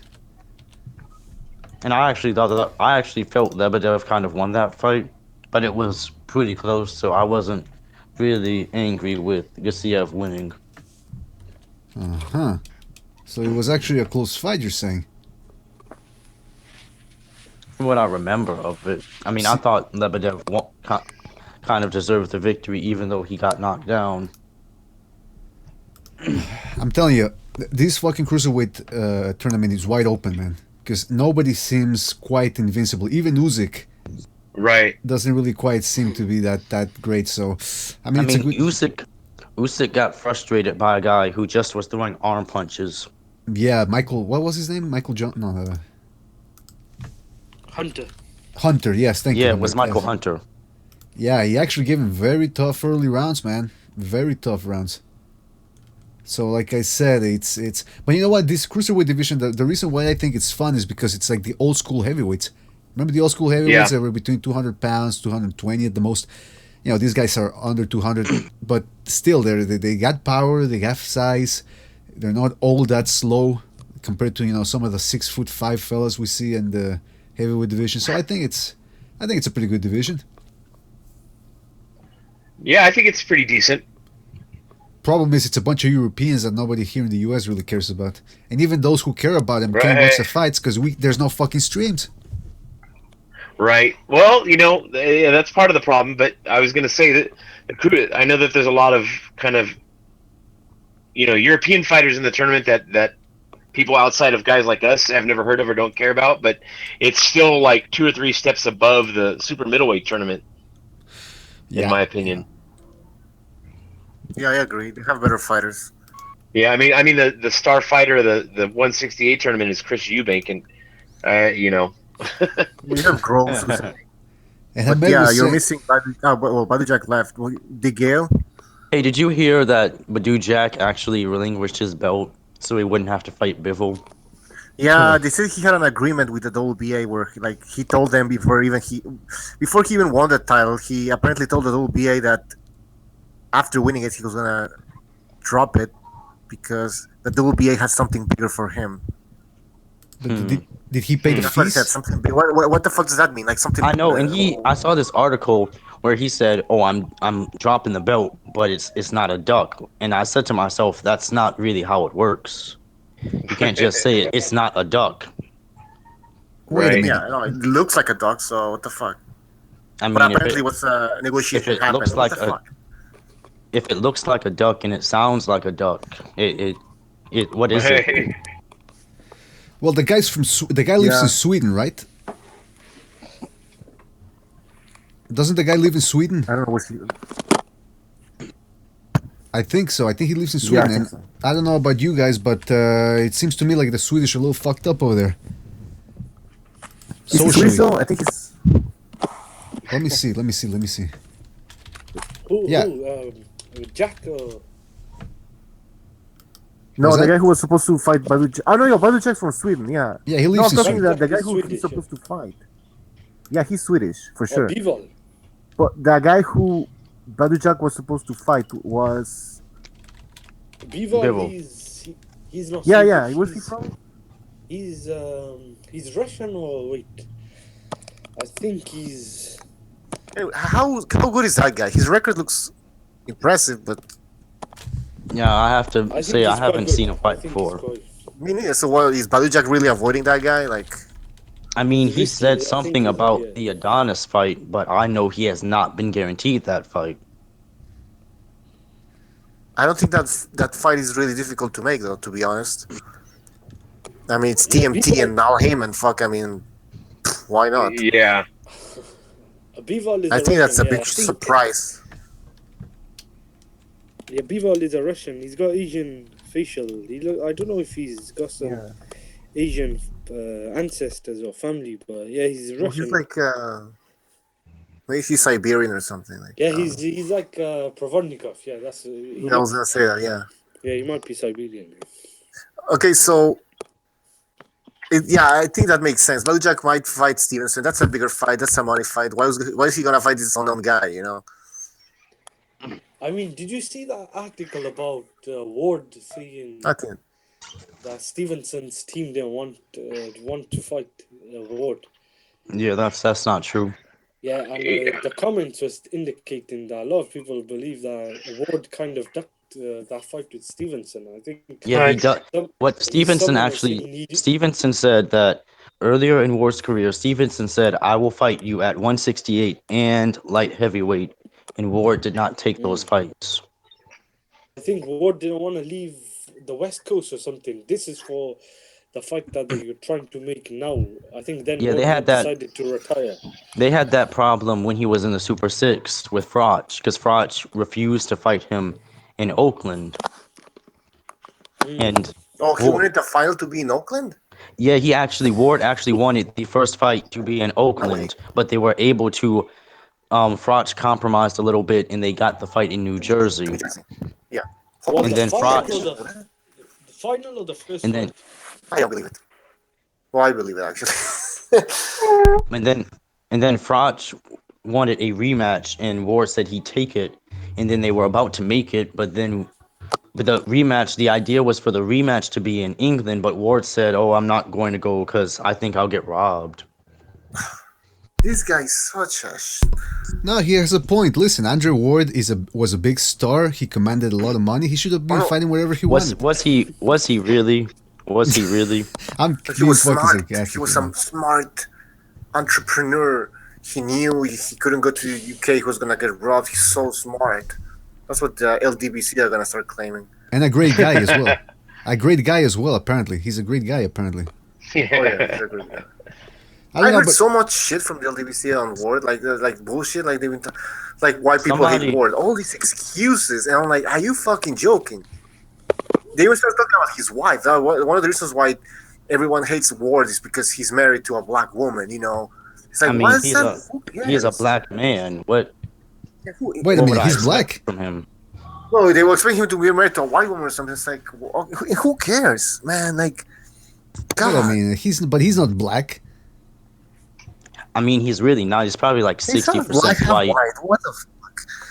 Like if he goes to Africa, the Africans are, they're wearing their track pants and their tuxedo shoes. They're gonna kick him out of the country, or the continent, I should say. When I look at Andre Ward, I always tell people he's a black guy with white facial features. Yeah, but That's these people cling on to the one racial side, like he's black. You know, it's like, Yeah. all right. Yeah, yeah. Go ahead. Yeah. I got a question for you guys. Do you think Andrew Ward cheats on his wife? What the hell? Oh fuck! Somebody subscribed or what? No, I think that's Hamed. Sorry. Yeah, that's Hamed Oh, playing the okay. song. Hamed is in love with that song. Hamed is in love with that song ever since he heard it here, man. I mean, My God, man. but like I was asking you guys, do you think Ward cheats on his wife? I know it's a difficult question, but just going off of intuition, I do you mean, think he cheats on Yeah, his wife? we Max never Kellerman, know. fuck, they fuck. Yeah, we never know what him and Max are doing in those post-fight, right before the post-fight interviews. You think Max Kellerman takes it up the ass? Probably. Yup, and I he wouldn't be probably likes surprised. to. I mean, I'm sure he blows Andrew Ward. That's I'm sure of that. Yeah. But does he tickle the balls? Max Kellerman has a history of liking all these boring ass fighters, man. Remember back in the days he used to like Chris Byrd? He was all over fucking Chris Byrd. Yeah, yeah. Max likes guys that can't punch and that move too much. Yeah, same boring fighters. Yeah, I think Yeah. that's There because wasn't like anything more boring than when Chris he's- fucking Byrd, man. I think that's because when he's with them, like they can't be too aggressive with him. Exactly. Oh man. But hey, did you guys hear about that? What's his name? This crazy guy that killed 3 people. He's got a face full of tattoos. You know, American guy. What's his name? Janko something. The guy had glasses on and he was sentenced to death. Yes. What's his name? I don't know. I just saw the thumbnail for the video on YouTube. I didn't actually watch the video. Janko Jennings or something like that. I think so. Yeah, the guy had a big scar on his face. Yes, the reason why I bring him up is because I saw one picture of him, and he looks like fucking Virgil Hunter from the side. Oh yeah, it's true. I also noticed that. What's the guy's Could name? be What- his brother. I forgot his name. Okay, I'm gonna find it, and I'm gonna get to the bottom of this because let me tell you something. I do believe in the ancient art of you know, face detection and all that. Like people with similar faces usually have similar characteristics in terms of character, and I believe I think it was Victor Atkinson and Reverse Lee who were saying this, that it's pretty common knowledge, well allegedly, that Virgil Hunter used to abuse his powers once when he was a parole officer, and he used to sleep with some of the former inmates, the female inmates. Talking about. Yes, a reverse. Back me up on Yeah, that. so that's how he got Oh, Alicia. probably. That's how he got Alicia Keys' mother pregnant. I mean, if you just Google Alicia Keys' real father, you'll get a picture of Virgil Hunter. Wait, Alicia Keys, or wasn't it What? somebody else? No, it was probably other girls too, but that's the most famous one. No, you got the wrong name, I think. He's, begins with K, doesn't he? Yeah. It's I don't. It's another woman. I forget who it is though. But you know the Oh, is it? No, I think it's not. Is it Alicia Keys or is it Rihanna or? Wait, one of let those me fucking see. bitches. One of them. He listen. He fucked one of those girls' mother, and that's where, you know, one of them popped her out of her cunt, and that's we got this situation now. Here's the thing, and I'm asking you guys, really seriously, does Andre Ward cheat on his wife? And if he does, should he have the right to cheat on his wife because it's Andre Ward? I don't know. I haven't seen much of his wife though. I mean, Andre Like, Ward she- cheats at everything. There you go. Very good point. Very good point. He's a known cheater. So you guys tell me. What about that Olympic gold medalist? What's the name? What gold medalist? Shields. Oh yes. What Clarissa about it? Shields. Oh God. Nobody wants to sleep with Clarissa Shields. No. Oh. No. Just Wait. Don't speak for most female everybody. boxers look like manly, too manly, and not attractive at all. I mean, there are some good-looking ones, but they don't. They only get so. They're not good. They can't fight. Have you seen the Twitter of him? Some of the, I think there's something going on between Kovalev, like some. After the first fight, I think it was something to do with Kovalev saying. Oh yeah, did you guys see the Did you hear about the story with Manny Pacquiao and the Instagram girl? No. What? So there was this. There was this girl, and it was more than one. There was this girl who was doing this like live chat on Instagram, and there's this picture of Manny Pacquiao leaving a comment saying, "You can call me anytime." Well, he has cheated on his wife before, right? Yeah, I seen Yeah, that. but he's a reformed man now. He has found God. So he claims. Hamed, you were gonna Who's say playing something. fucking music? That might be me. my grandmother's playing something in the other room. Sounds like gospel music. Hallelujah. So, what did you think? What did you think of the Campbell-Linares fight? Did you? It was alright. Did you guys think it was as close as 6-6 in rounds, like the knockdown being the difference, or do you think it was a comfortable Linares fight? I thought Linares. No, I didn't really think it Linares was won that close. I thought Yeah, I felt he won pretty clearly as well. Yeah. I thought 7 rounds. Yeah, was probably about right. Yep. I don't know if I'll probably have to rewatch it because it was so late and I can't remember. I was watching something before. Oh, yeah, the Kurdishev fight. So I fell asleep after the 4th round, and I was kind of watching it with one eye open, one eye closed. Like I was half asleep, and then I think Campbell got back into it. Yeah, I fell asleep on the fight, and then I had to go watch the later rounds on YouTube. Yeah, I think it's close. I don't think I don't know why some people are screaming robbery again for that fight. Yeah, I have this thing where I'll fall asleep on the fight, and then I'll wake up right at the decision. Is Linares fighting another British guy after this? Yeah. So what I would like for him either fight. A lot of people say he'll this fight. Virgil Hunter. A lot of people. He looks like Virgil Hunter, man. Look at him. Yeah, he does. Holy shit. He probably talks like him as well. All right. Okay, Andre, so I'm gonna kill you now. It's overrated. See, a jab has to come from the soul. Ah! You gotta stay focused, Amir. Okay, I'm gonna stick my dick inside you now. I'm Listen, gonna stick my dick inside. You can do this. I believe in you. Oh, He's a fucking Zen master or some shit. He's overrated, let's be honest, guys. Outside of Andre Ward, he has like almost no success. Karen, Berto. Yeah. Jesus. If you don't like Andre Berto, whenever you just go look up his fight with Soto Cross. Ah, yes. That was bad, man. And you can just he got stopped by Karas, man. Karas. Yeah, He's you not can even just a watch. gatekeeper. You can just watch Karas bash his face in. Yep. Shut both of those eyes. Yeah. Well, Sean Porter did a good job too, no? Against Berto. Yeah. Have you seen that? It does look like.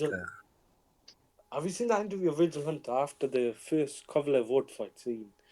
I challenge anyone to show me how Kovalev went 7 rounds.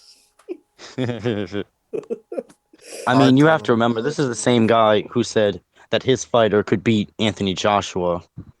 That's how desperate they are for fucking money, man.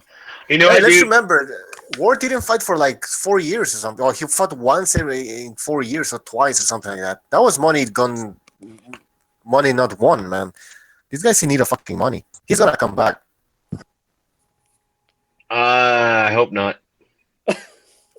Good riddance. That guy is such a stain on the boxing world. He's pulling a fucking Mayweather 2007. Well, I think somebody said on Twitter that they thought it had to do with a promotional issue or a network issue. His promoter wanted him to take big fights like the guy, the IBF super middleweight champ. Beterbiev, is it?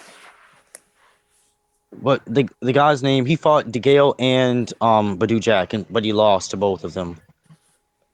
Oh, Durrell. Was it Durrell?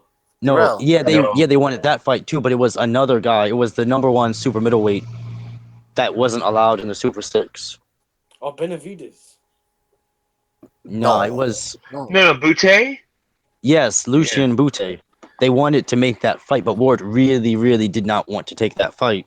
So what he tried to do, and a lot of people leave this out, Ward tried to sue his promoter, but obviously he was just doing the wrong thing because he went to 2 separate courts and he lost. Right. Yeah, he lost. Oh, so that was back in 11, 12. 11, yeah, 12, this was way before he quote unquote moved up to light heavyweight. Yeah, I think that Ward missed out a big opportunity. I think I remember people were arguing. I thought I was on the fence, but looking back, he beat Froch, and then I think Showtime wanted him to fight Butte on I think it might have been was it pay-per-view or non-pay-per-view, but that would have been a big fight. I mean, for three of the Yeah, and big belts. Butte was Yeah, actually willing to go to Oakland and fight him. exactly. Yeah, exactly. But then Froch took him on in I think was he Nottingham. And then Froch and Butte had a deal, 2-fight deal to fight each other. But I think since the first fight was so one-sided, they didn't. Butte's team take the rematch. But I mean, that kind of revived Froch's career. I mean, if Ward got that fight and won, you would have got a lot of attention. I mean, I think Showtime didn't even show the Froch Butte fight on Showtime. I think they decided to leave that fight off. They decided to take a pass with that fight.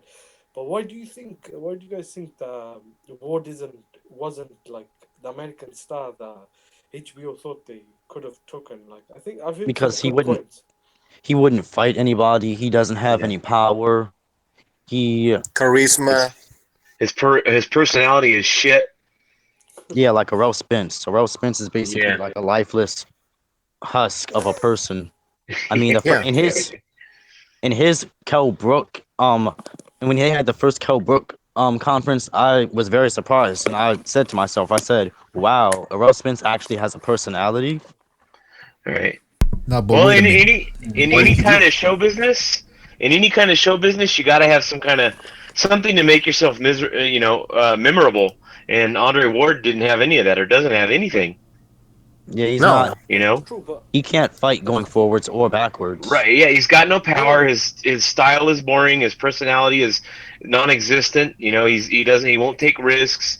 He doesn't do anything exciting or to elevate the sport. So His fights were clinches. Clinches. Yeah. You see that video? You got to I turn made- the stove on. Beautiful video, man. Oh, I I saw disagree. I saw the tribute video. Yeah, that's yeah. no, true, so man. taking Like, all we're not that- gonna miss this guy.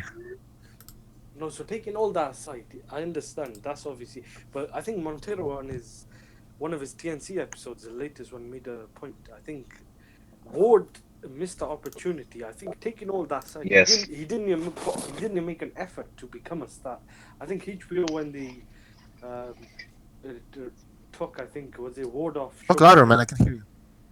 Yeah, Showtime took HBO took off Ward off Showtime, and Showtime took Mayweather off HBO.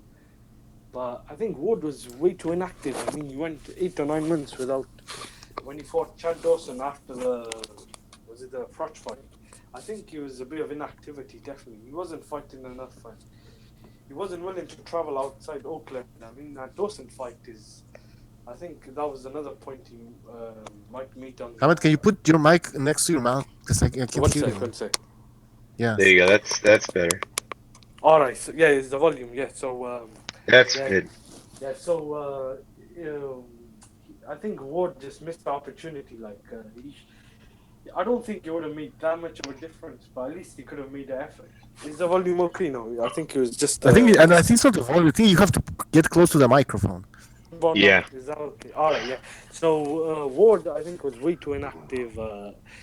I think he was just, like you said, the character, the charisma is just a lack of it. But on top of that, I think Ward should have put a bit more effort. I mean, when HBO, I think they put a chunk of money to make an effort and try and get him to become a star. And when he came back as a light heavyweight, they did everything they could. Like I think I said this before.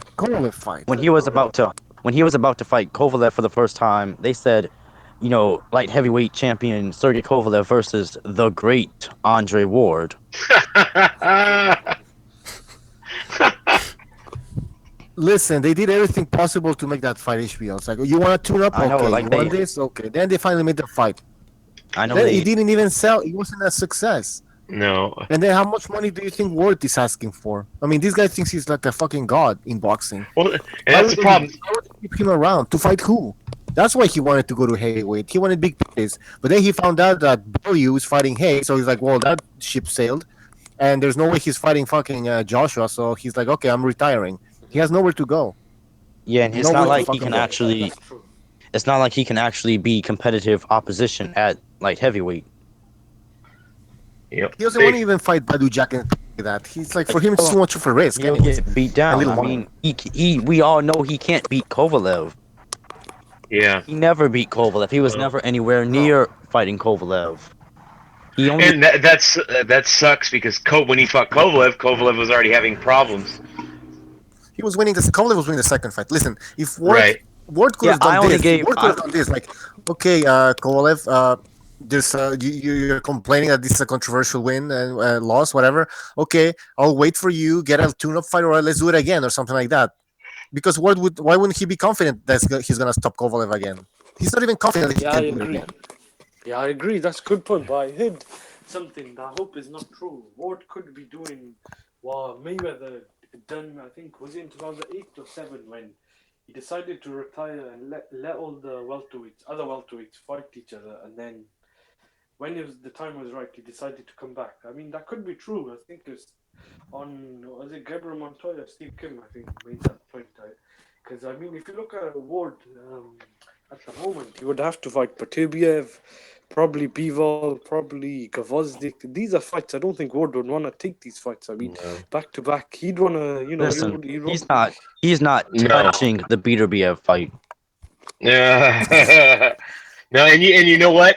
At what was Mayweather 28 or 29 when he took that like semi-retirement or that hiatus at Ward's age, I think that would be a really bad idea because if he comes back at 34 or 35 with all that inactivity, he's going to get fucked up.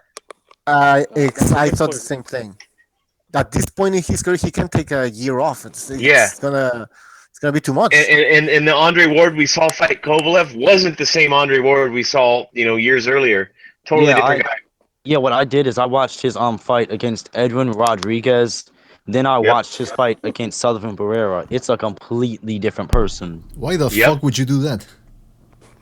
Because those are two cherry picks. So basically, he should look fantastic against both of those fights. I mean against both of those fighters. But you could clearly see the decline in the Sullivan Barrera fight. Yeah. Yeah, you're right. He did look. He even admitted he was slower. He didn't like the way he looked against. Yeah, and after the Barrera fight, he said, "Oh, I'm lacking in defense, but I'm gonna get better." But you're in your 30s. So That's that's funny. Who looked worse out of when Ward fought Barrera or Kovalev when he fought Chilemba? I mean, how many rounds did? Kovalev, of course. I mean, you also have to take into account it's the opponent. Like Chilemba is way better than that Barrera. Yeah, I would agree with that. But do you think Barrera is better Barrera now? that good? Yeah, he's not that good. But do you think Barrera is better now than when he fought Ward? He improved a bit. Yeah, Yeah, I think he's way better. He's Yes. changed trainers. He throws combinations. Okay, so let's break it down then. Let's break it down. Agree, but I think Yeah, go ahead. you got to think about this. I heard Kovalev had a lot of trouble in Russia with some personal problems, or with John David Jackson as well. So, and still he managed to win.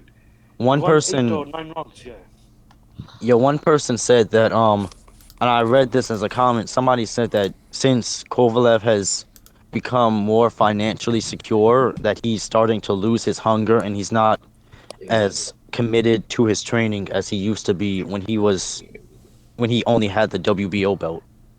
Yep. And don't forget he's got a ton of personal problems that a lot of people won't talk about. Personal problems like what? Like like what? Just things that are hampering his career and his ability. is he a parole officer? Fucking. No, When I see the pictures of him, he looks like a relatively happy person. But I mean, I don't know if you heard this or not. He plans on fighting Shabransky without a trainer. yeah, that's fucking stupid. He's pulling a Shumanov. Oh. Well, and there's a lot of rumors too about Kovalev being or having a really bad drinking problem. So there's that. I doubt it. That's just something they said about him. Well, now That's this just that's a something they job for said about TMZ. him because he was Russian, and they think just because he's Russian, he sits at home and passes the time by filling his mouth with vodka all day. I don't know. I tend to believe it. Because you're a racist. Yeah. All right, guys. So let's break it down then. Going back to Ward, we here at the BDA Research and Development Lab have been the route in which Ward's life could go in. It could go in very different directions. So far, we have a couple of scenarios that we ran through the computer, through the simulation. A, he comes back to boxing. That's the most likely thing, despite the fact that it wouldn't be a good idea since he's getting older. 2, he starts a cult in which he really thinks he's the son of God, and he goes after people that he doesn't like, people he dislikes, like Kovalev, because he's still angry at him. And of course, he's going to be abusing some of his the members of his clergy, starting with Max Kellerman, who's going to be the head priest. And number three, he probably goes into a depression because he's a highly competitive guy, and without boxing, he doesn't have anything to live for. Now, what do you guys think? You think... I'll do it in a little bit. What's that? What did he say? I don't know. I didn't say anything. I was talking to somebody else. Okay, so what's the scenario here? Does he come back to boxing? Yes.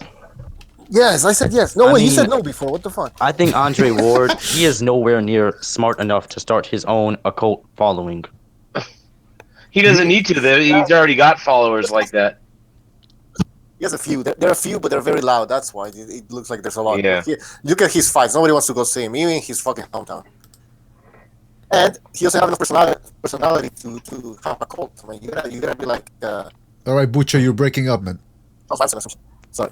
Andrew Ward is doing ritual magic on you, and he's disturbing the equipment via mind reads. He has zero personality, so there's no way he can have a cult. You're still breaking up. I'm telling you, stop talking about Ward. He's destroying the podcast here, man.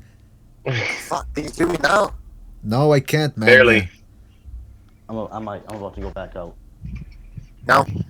You're still breaking up, man. Jesus. The curse Oh, of shut Andrew up. Ward. Disconnect the webcam and reconnect it, or whatever it is that you're talking on. No, I had some mic. Okay, wait, hold on. Oh, now you're good. Yeah? Yeah. So I was saying Ward has zero personality. So Yeah, how we- the fuck is he gonna have a Son of God cult? Well, come on. He doesn't have a personality, and even already he has people supporting him via the internet. So A few. I This mean, is that's few. because of his skin color and his ethnic background, though. Yeah, but it's only a few Right. people who the LGBC. It's a small group, but they all clustered together on YouTube, and it looks like there's a lot of them. But it's just a few. Because let me tell you, look at fucking Andre Ward doesn't even sell out in Oakland. Yeah, his tickets for the brand So- fight were on Groupon. That's what I'm saying. We're all the fanboys, man. Come on. okay, but you guys are missing something here, especially you, King Butcher. You're saying, oh, he doesn't have the personality to have a cult. Have you seen some of the people that fall for the cults out there? You don't really have to have that much of a personality, man. Now, I don't know if you guys remember this, but the Australian Jesus, who looks like a complete fucking psycho. I Have mean, you guys seen the Australian Jesus? and he's Holy got a shit, ton of No. followers. funny, man. No, Let me I've play never a heard of clip. that. I'm gonna play a clip here. My lord, what do I call or AJ? Definitely not my lord. I'm nobody's lord. Just call me AJ, or my name is Jesus, obviously, but most people don't Yeah, feel obviously. comfortable calling Did me you hear that? My name is Jesus, obviously. Yeah, obviously, yeah. Lord. Just call me AJ, or my name is Jesus, obviously, but most people don't feel comfortable calling me Jesus, so I'm happy with AJ. Do you call him Jesus, Mary? On occasion. Okay, I forgot to say, he's got a woman next to him, and Jesus somehow has convinced this woman that she's a reincarnation of the Virgin Mary. So that's what we're dealing with here. Hold on. Occasion I do. Yeah, that's probably Andre Ward. It's like he tells his wife to call him Jesus or something. But that's what I'm saying. It's not that hard to start a cult, man. All right, maybe. But you can sell women anything. Oh man, wait, hold on a second. Hold on. We just want to remind people that these are the views of Reverse Lee and not of BDA Yes, Boxing. I am strictly a guest on this show. At the moment, I am not an official affiliate. No, but wait, hold on. We got to get to the bottom of this. What do you mean by you can sell women anything? Like you're talking they don't discern between what's being sold to them as much as men. Is that what you're saying? Seeing women. I mean, these are the people who feel that 100 pair of shoes, every 4 years is a need. You know what? It's a I good agree. point, because you look at who buys all these tabloid magazines about who Kanye West is going out with, what new outfit Kardashian is wearing. It's all women that buy them. It's not men. I mean, could you imagine a man? Well, I'm pretty sure there's got a couple of guys out there, of the homosexual variety that buy this type of magazines. For the most part, I don't see guys buying that. They're wasting money on those rags, but women do. So I mean, what's going on there? Don't you have a Ring magazine collection? Excuse me.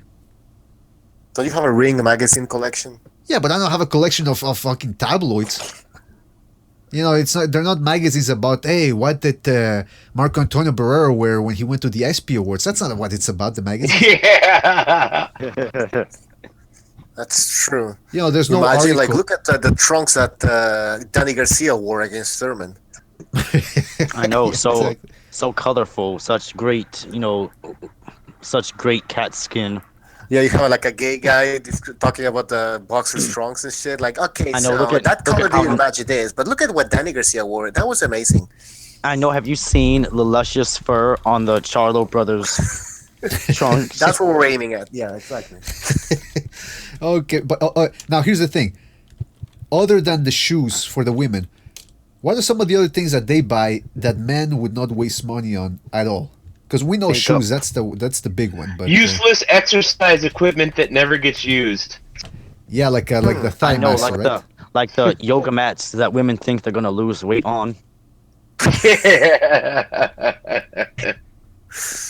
Now, have mean, these guys- along with Those that, are you got, useless if you- you got the makeup, you got the hair, the weave. okay, yeah, but that's I mean, that's how many yeah, how go many ahead. men do you know that buy weave? Other than Prince. Oh, No, you're right. You're right. Nah, we're much more simple. But I tell you what else has been sold to women. I don't know if I'm wrong here, but do you actually think they've also been sold this bag of goods about being career women and not I know, staying at home? they're actually equal to men and stuff. Right. Yeah, we're not equal. We're superior. So wait, hold on. No, but Oh, Well, that's unless you live here in America, where the laws and the jobs are basically orchestrated to always go against the men. uh-huh. that's everywhere. No, that's not the everywhere. victims. That's not everywhere. I don't know, man. Now, but if you think about it, reverse has a good point, because what do women always go into for jobs nowadays? It's all public human resources positions. Yeah, the nice little cushiony office jobs. Right. Why aren't they working in road construction or something? Coal mines. Coal mines, yeah, that's another big one. Why aren't they working at coal mines? Who works at coal mines, anyways? Well, people still work in coal mines, right? Men. Yeah, not a lot though. No, They're but come on. fucking How are we getting coal out of the coal mines? Machines. Nah, it's not robots. Robots aren't Chinese. going in there. We're not I that mean, advanced like- yet. Vehicles and Think the stuff. Orientals were doing this now? Orientals do it. Is that what you said, Bucho? Getting all racist just to piss you off, man. Hold on a second. I can't hear what you're saying. You're fucking breaking up again, man. Again, Jesus Christ, nothing. I said something racist. You said something racist. Oh, okay. That's what I heard. Orientals. That's why I heard Orientals. What do you say? The Puerto Ricans, they go to get coal. Yeah, They go- exactly. That's what I'm saying. Ah, okay. Well, guys, now we're talking about social issues. Was that? We were talking about Andre Ward and the Son of God, and now we're talking about. About women. Well, it's actually it's a fitting leeway to go from Andre Ward to females. It's fitting. He acts like a female.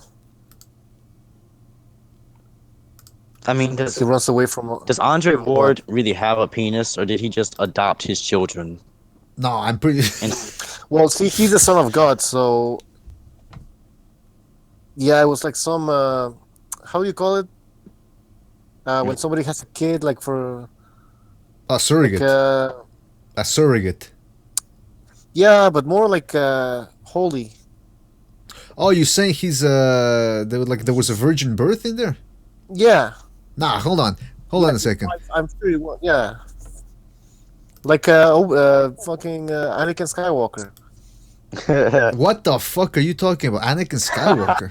Wait a minute. No, I'm, Yeah, he was I'm born out of pretty the Force, sure. man. He's part of the I'm pretty Force. sure. I'm pretty sure Midichlorians. Anakin. Oh wait, yeah, because Anakin did he didn't have a father. The midi-chlorians. Yeah, I don't buy them in the. For me, that never that. Okay, wait a minute. Just the Force. Let's call it the Force. Wait a minute. We're not talking about Star Wars. This is. I think as we've talked about Andre Ward, we have gone far too away from our boxing conversation. Yes. Understand that Andre Ward is virtually worthless as a boxer.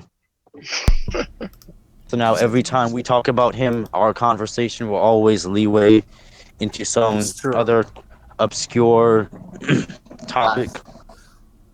My goodness Yeah, gracious. it's true. The level of Andrew Ward hate that's taking place in this Google Hangout right now in this transmission is really beyond my understanding. You gotta understand something. The thing is, if you know boxing and you actually you look at things fairly, how could you like Andre Ward?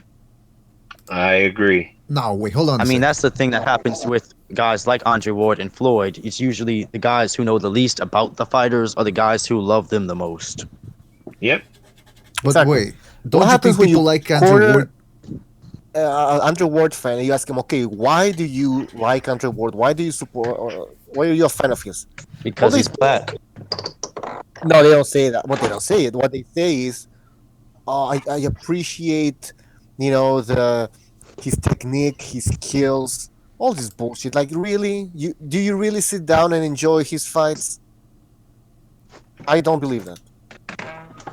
I think you guys are missing the point. I think you guys are underrating Andrew Ward's skills.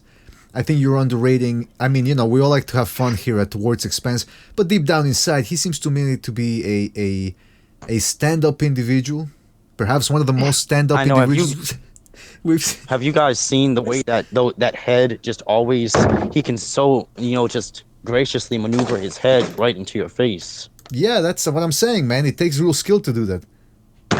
It takes a lot of. I know, and he can hit you on your hip and your thigh, and nobody thinks that's low. Where did you learn That's this just trade, borderline. you stupid fucking cunt, you idiot? There you go, man. His I think you clinching people abilities. No, but listen. I know, and just the lack of understanding and ignorance towards borderline. Okay, why is it?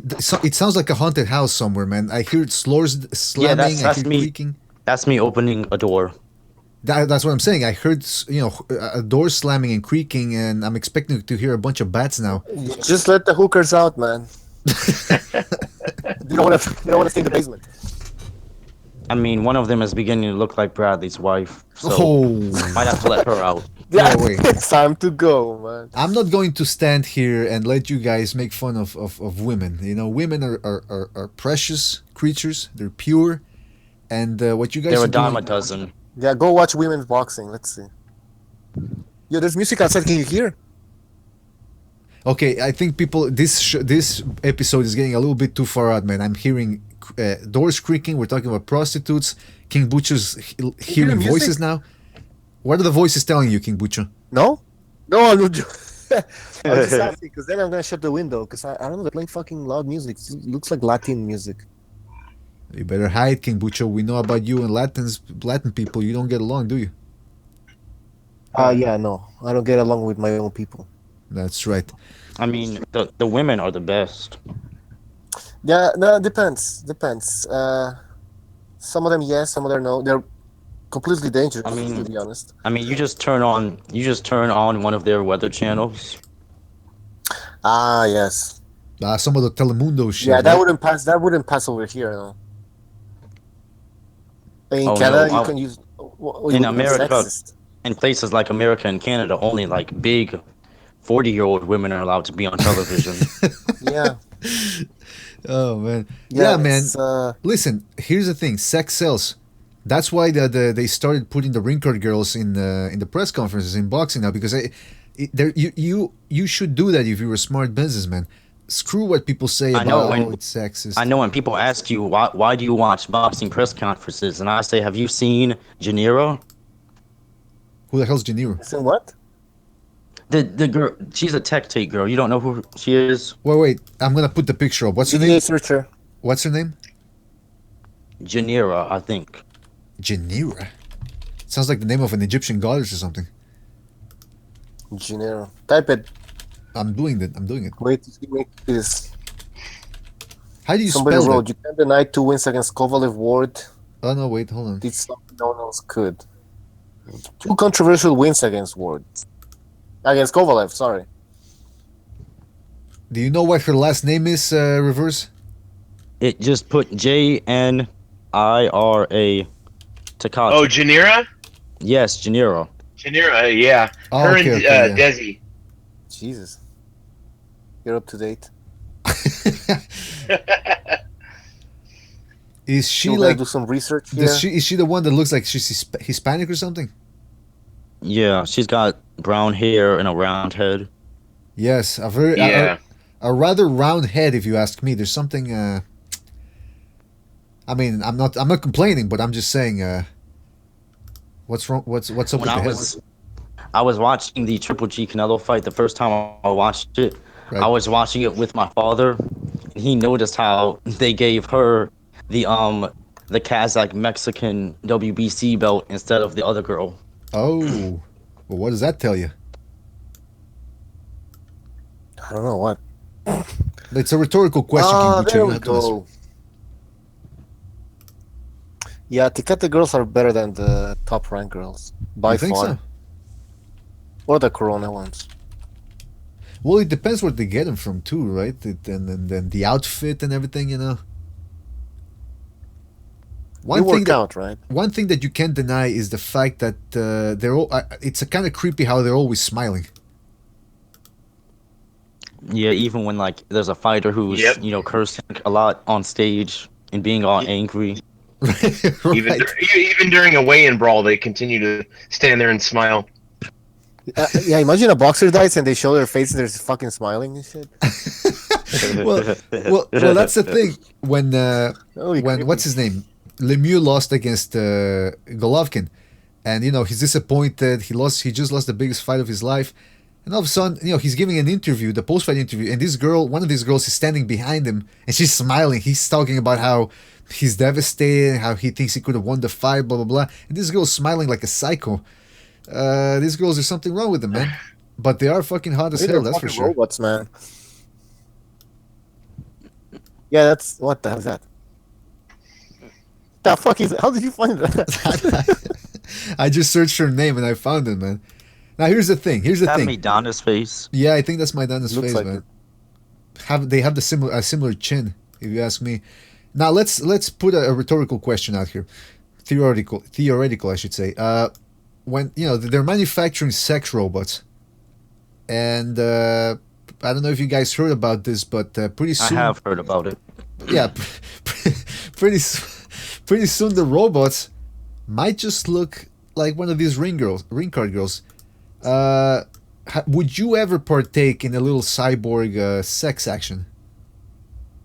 And I'll tell you why. Because if I buy a sexual doll, it's not going to be saying anything. Because I don't want. The main reason I'm buying an inanimate object is because I don't want you talking to me. If I wanted you to talk to me, I would go date a regular woman. Oh man! Yeah, you can buy the robot though, and then. Yeah, and they also have like the really big like dolls. You mean for like There's the one big? Somebody women? wrote who's fucking robots? Well, the fucking Japanese are. Now we know that. Yeah, the Japanese are manufacturing all sorts of robots. They're way ahead of us, great. man. They're in the future. These people. The great land of Japan. The great Where you land can of buy Japan. Yeah, they're not. panties with pee on them and shit. I don't know Like if they you have guys. vending I heard you machines can- with panties. Yeah, I heard about that. Oh fuck! You know they're not reproducing over there, by the way. Why No. would they? Well, why would they? Because it's human nature. They're transcending humanity there. Has nothing to do with transcending. It's just they're not procreating. They're stunted socially. Listen, people act like we need more people on this earth. We don't. There are always going to be enough people around to satisfy. There's Our no enough. basic There's no enough people like Mr. population BDA. needs. That's for sure. Not enough what? There's not enough people like Mr. BDA. The world could use a little more BDA. Would you buy a Tecate Girl robot? No, I would How not. much? Nah. How much? Always How much? smiling. Get all creepy. How much? He's asking. How much would you pay for a fucking Tecate doll? Now I would pay shit. I don't want one. Fuck. Was that? I mean, if it's like $300, I would buy it. But come on, hold on. Now, reverse. Do you play video games? Yeah. And now you play. How many hours a week do you average playing video games? I haven't played. School has had me so busy. I have not played the video game a lot. I think I played it once 2 weeks ago. Okay, But now, since then, I haven't. Because of school, it's kept me so busy. I can't really get on it as much as I would like. They should remake a boxing game. What the fuck are these people doing, man? I mean, to do that, you gotta have all these diva Americans agree to the terms. Fuck I think that. that's I don't the care if hardest people just want a boxing game. You can have generic like fighters and stuff. Like nobody cares. Nobody wants to fight fucking Andre Ward, man. Nobody wants to play as Andre Ward. I don't I think mean, but we you're need telling me you don't want to just beat somebody to death playing as Yeah. Golovkin? That's a good point. All right, but like, okay, let's say they don't get all the names. Just make a boxing game. Like, fucking do it. I don't know. EA thinks that boxing is dead or something. Like, they're so fucking dumb. Then they have this deal with the UFC. It's like UFC is going to shit. They don't. They don't. I mean, if you know video game companies, EA has never really been one of the smart ones in recent years. Why? Yeah, they do all the Because they games, just- sports games. Yeah, Oh, they you do mean all like the sports all games. besides sports? Yeah, besides sports, they do a Oh, they lot made a of, Star Wars game, I think. Mm-hmm. That's good. The second one, it's coming up. Mm-hmm. I don't know much about the company's video games. But anyways, they can do a boxing video game. Come on, man. I don't know what the fuck they think. They think boxing is dead. That's the problem. They think boxing is dead, man. And then when they come out with a boxing game, it's not even a simulation. I don't know if you played the last boxing game. What's it called? Fight Night Fight Night Championship? Champions? Where you mean Champions, like yeah. where the majority of the fighters play exactly the same? Well, exactly. They'll have the same style, looks like it, and then the jabs sound like shit. well, here's You know, the where's thing. the snapping? Like a psh, psh, psh. It sounds like more like a tap. Like there's no power in the jab. The right hand, all the punching sound sucks. Let's be honest, all the punches they sound like crap. Okay, but here's the And thing. then the If they could knockdowns, make the knockdowns are garbage. What the fuck? Who falls like that? It's like a Rocky movie. You know, like second round, there's a flash knockdown. The guy falls like he's dead. Like in a real fight, in real life. I know he just drops to his knees and then he falls know, on his face. Yeah, he collapses. He shuts down. He's like, okay, well, he's dead. He looks like he's dead. Then all of a sudden, he goes like 1, I 2, know, 3, and then at 3 he gets and then up. He gets up at 3. And then the ref stops the count before the guy is all the way up. Yeah, it's like, where's the starting 8 count? There's no 8 count. It's like there's no mandatory 8 count, right? It's like no, he gets up at 3. Hey, imagine if they had like a boxing game, but when you play as Andre Ward, you can low blow without getting any penalties. Oh, that would. Yeah, and you can clinch and nothing happens, and you get all the decisions.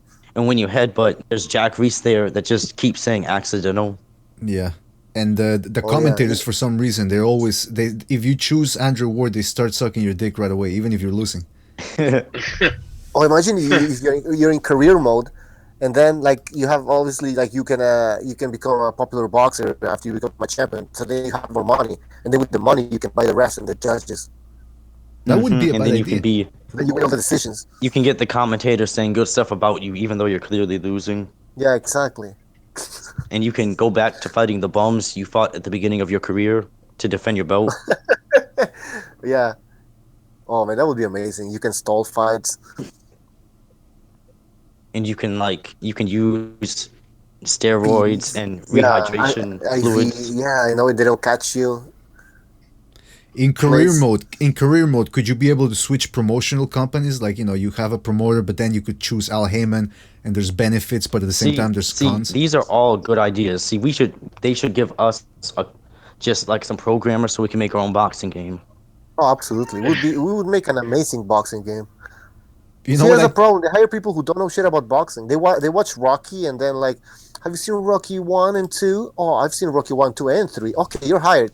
And they make these shit. Yeah, people in casual fans are like easily impressed. Like I went over my father's house and I said a couple things to them. They're like, oh my God, you know everything about boxing. And I've only been watching boxing for like 3 years. No way. Only 3 years? Mm-hmm. Wow. You've soaked it in. But listen, no. I mean, here's the thing. A lot of people underestimate because I did train, and somebody Thunderdome Boxing said this, and he was 100% correct. He said, once you train as a fighter, you never see the sport the same again. That's true. Yeah, it's like having it's like taking mushrooms or something. You never see the world the same again afterwards, right? Oh yeah. But that's the thing. If you you had guys, a vision, no? You saw. If you guys made a video game, I think it would be a little too accurate, too inside information for some people, and I don't think they would get it, man. I know, and you pick Kovalev, and no matter what you do, you just can't beat Andre Ward. Yeah, the styles are incompatible. Yeah, and if you can create your own fighter, right? Right. So if you create a fighter that's black, then you have to start from all the way from the bottom because the whole sport's against you. Or what you can do is you can be like a 5'10" featherweight and rehydrate 20 pounds before every fight. Oh, that'd be nice, man. Yeah, I always try to in the boxing games. I tried to make like 5-6 foot featherweights, but you couldn't. Fuck. Yeah, I like to play the UFC game. I actually own UFC 2. Okay. And when I play with other people's created fighters, they'll be like, the weight class will be like 145, but the guy will be like 6'1". The fuck? Fucking Thomas Hearns. Yeah, you can actually do that in those games. I know, but like they're not skinny either. It's like you're fighting like they still have all the like body mass to them. So it's like Triple G fighting featherweights. All right. Yeah. What? On that note, I think we covered it all, guys. We covered we should do a podcast on the. Another thing. I wanted to ask you guys, everybody here, what is your overall opinion of Sissoket Sorangmasai after his last fight? I think he's pretty fucking good. Yeah, he's good. He's better. I mean, the first fight was. I'm looking forward to seeing him again. Hopefully sooner than later. Yeah, I mean, he's a good fighter. I mean, I was kind of skeptical after the first Chocolatito fight, obviously, but after the second one, obviously Chocolatito wasn't the same, but I mean, he has something. He hits hard and he throws. He's really crisp and he lands. Like I was there at ringside, his punches land like with a thud. Like every time they hit Roman, it was like you could hear it and you could feel it. It was solid. Yeah, and there were points, like I don't know if you watched my video or not, but there were points where he would hit Roman and it would land on his glove or his arm, but it would still just push him to the side. Yep. Well, these are people that get hit with bamboo sticks and shit while people are screaming. Yeah, and I saw this picture where Rangmasai was eating a fried rat. Oh yeah, these guys are like fucking soldiers, man. Isn't he a cop too now? Yeah, I saw that he became a police officer. Yeah.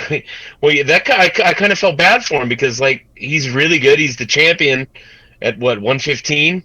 Like he beat the man, and he has to go back to work. Well, not for long though. I mean, Yeah, I don't think so either. That was a He's a decision he superstar. made. Yeah. God, you would have thought that he could have held out just for a couple of months until his next fight got scheduled, but I don't know. He's gonna lose his next fight. Yeah, well, you what? Yeah, if he fights Estrada or even Quadras, I think he loses, man. Okay, now here's the thing. I think Yeah. here's my opinion. I think Inoue will definitely just smack him around. Yep. But I Absolutely. think You think even now you think that?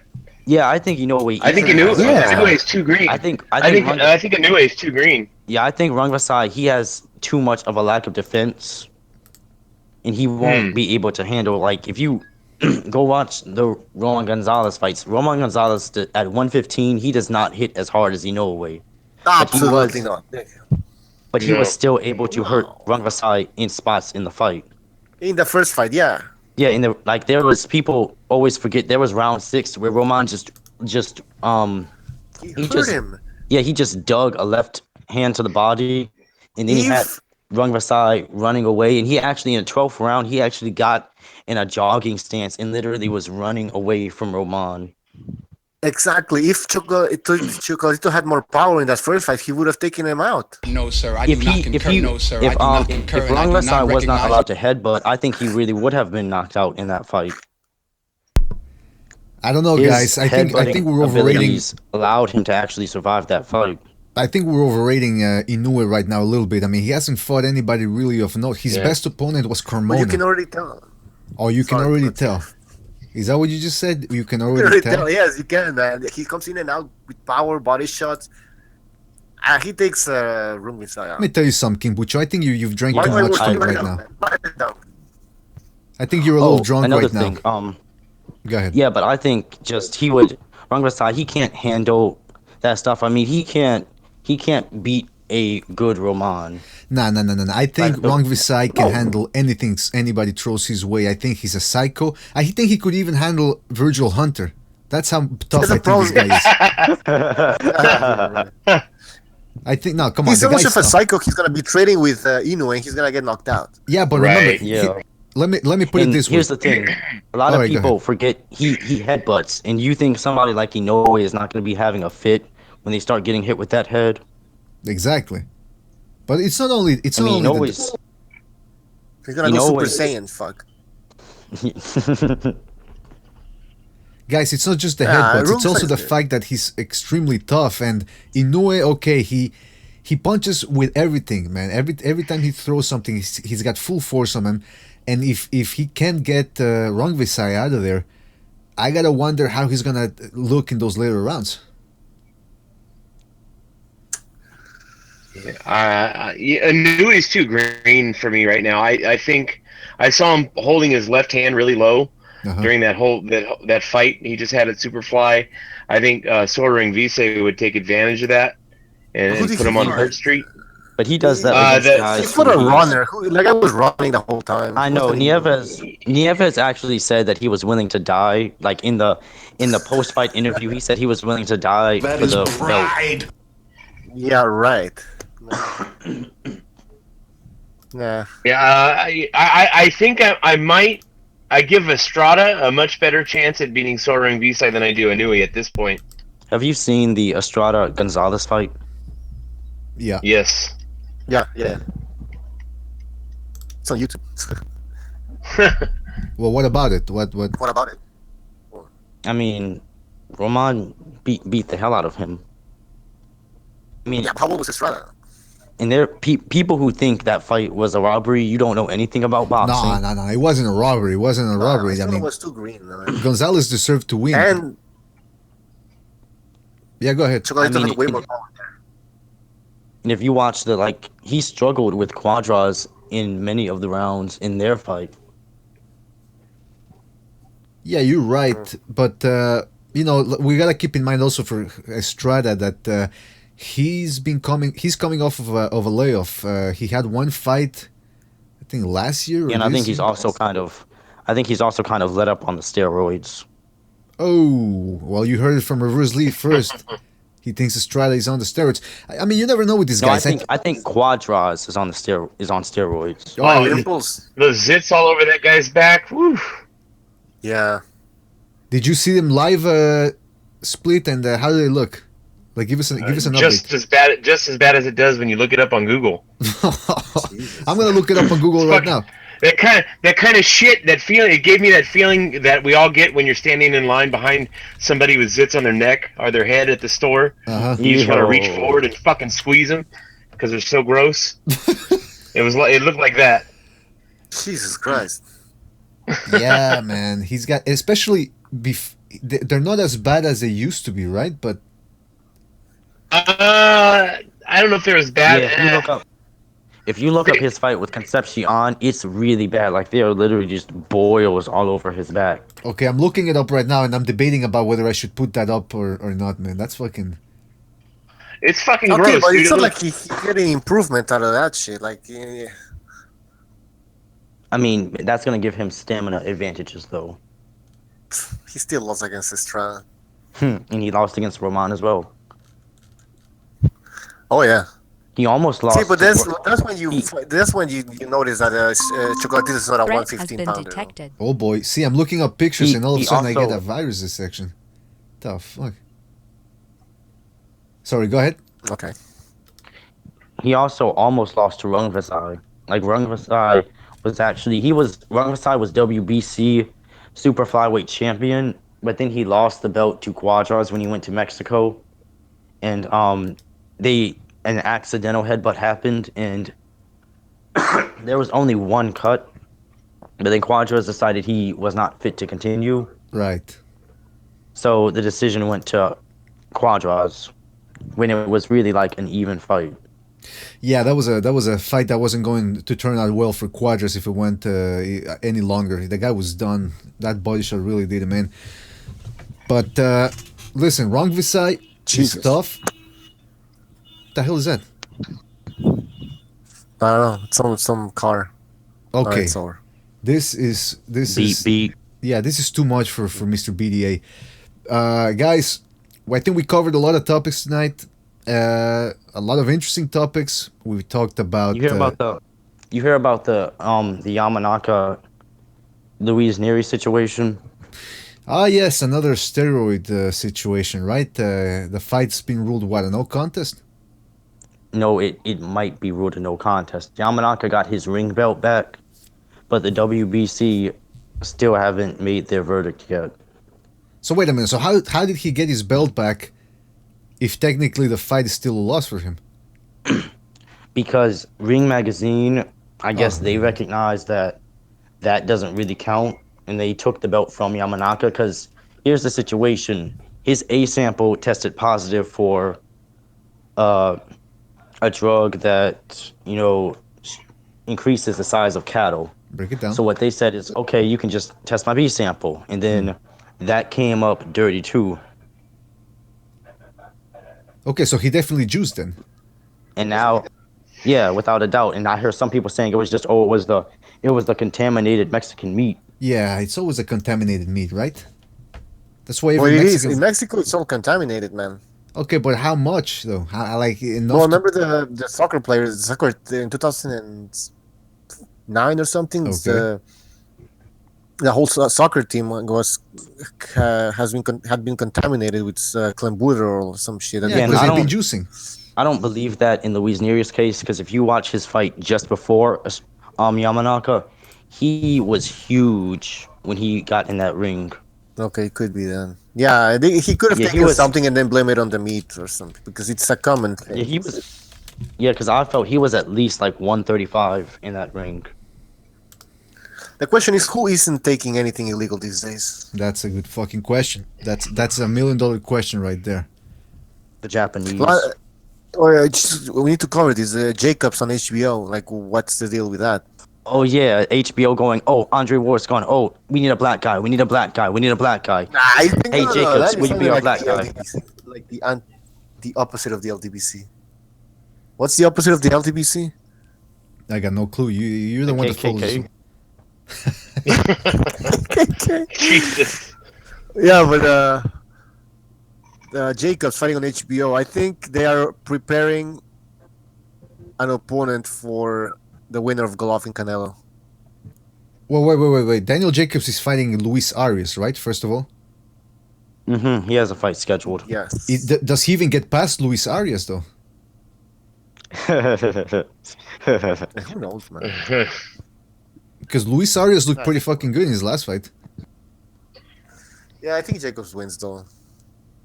Yeah, it's a layup. It's a showcase for Jacobs.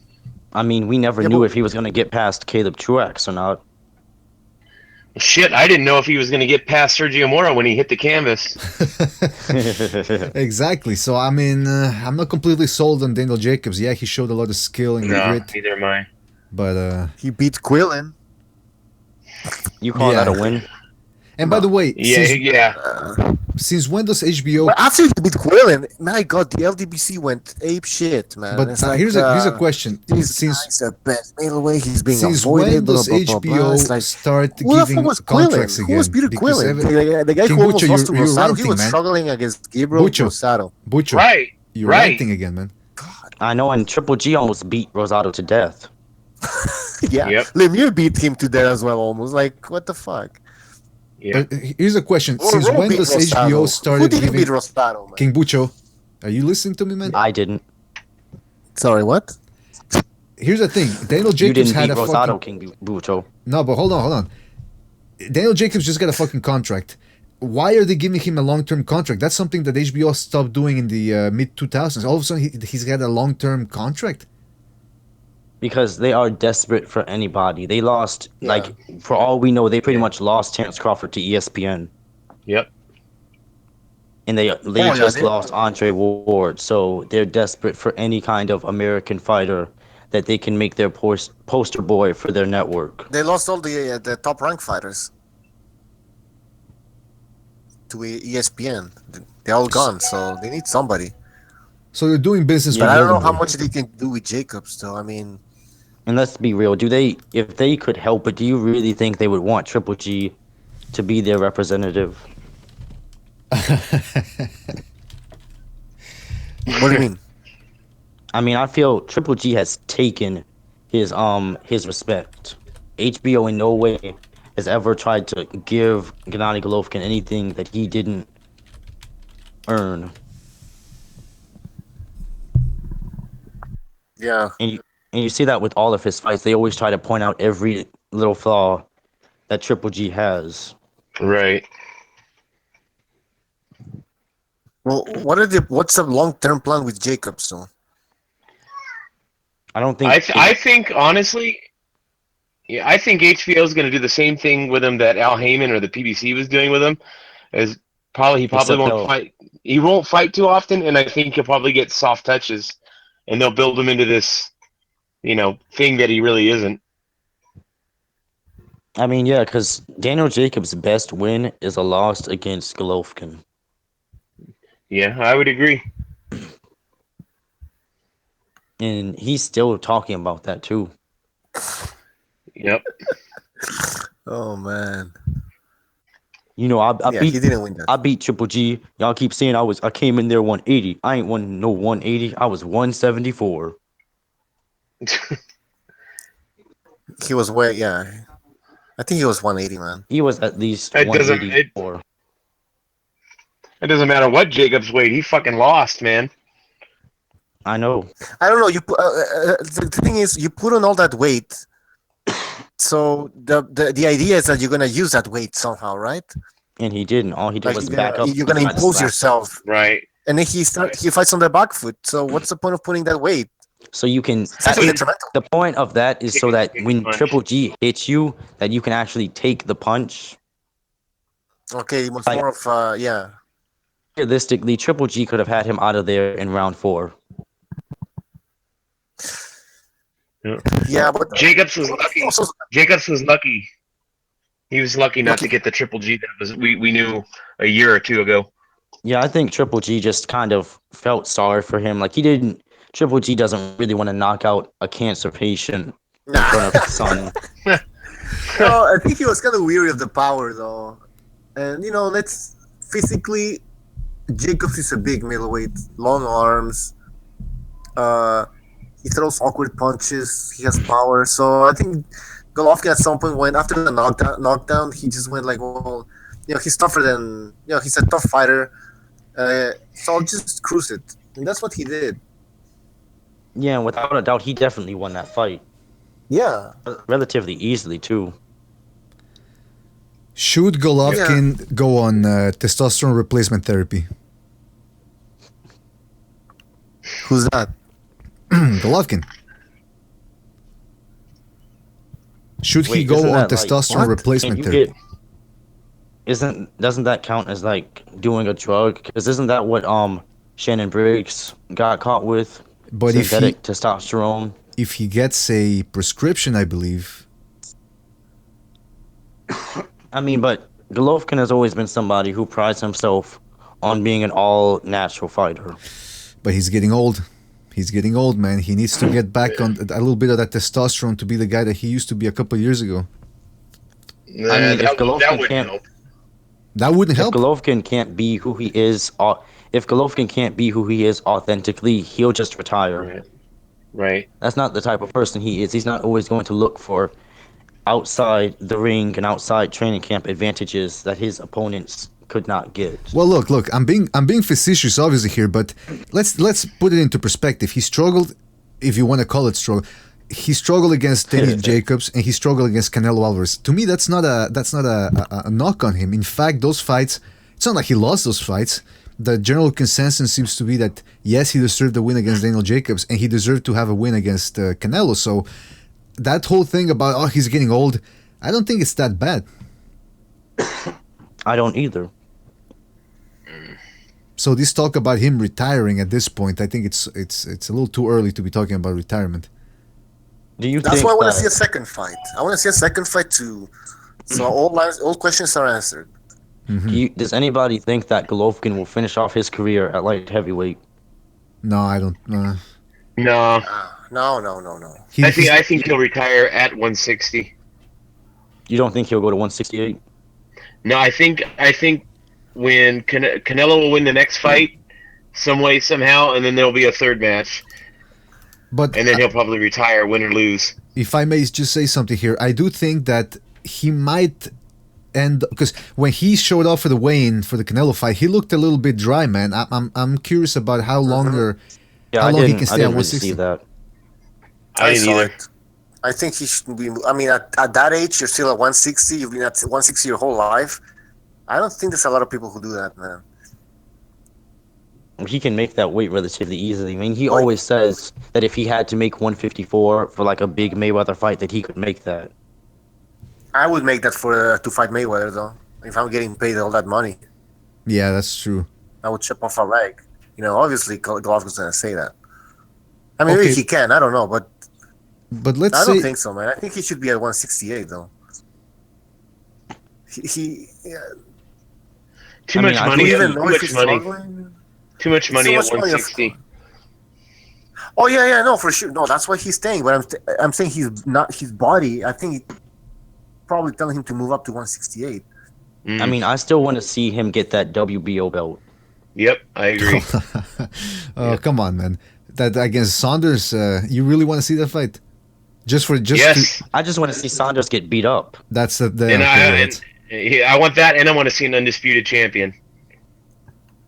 Yeah, I mean, does Terrence Crawford's undisputed belt count at all? I would say no, man. I would say no. He hasn't really fought anybody at 140. But if Triple G moves up to 168, what's there for him at all? The Gale Groves? The Gale. That's about it.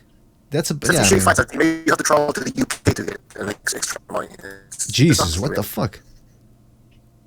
Repeat that, Bucho. We couldn't hear you. Oh, sorry. I said there's not. Can you hear me now? No, it's still scratchy. You sound all scratchy, man. Like the connection sucks or something?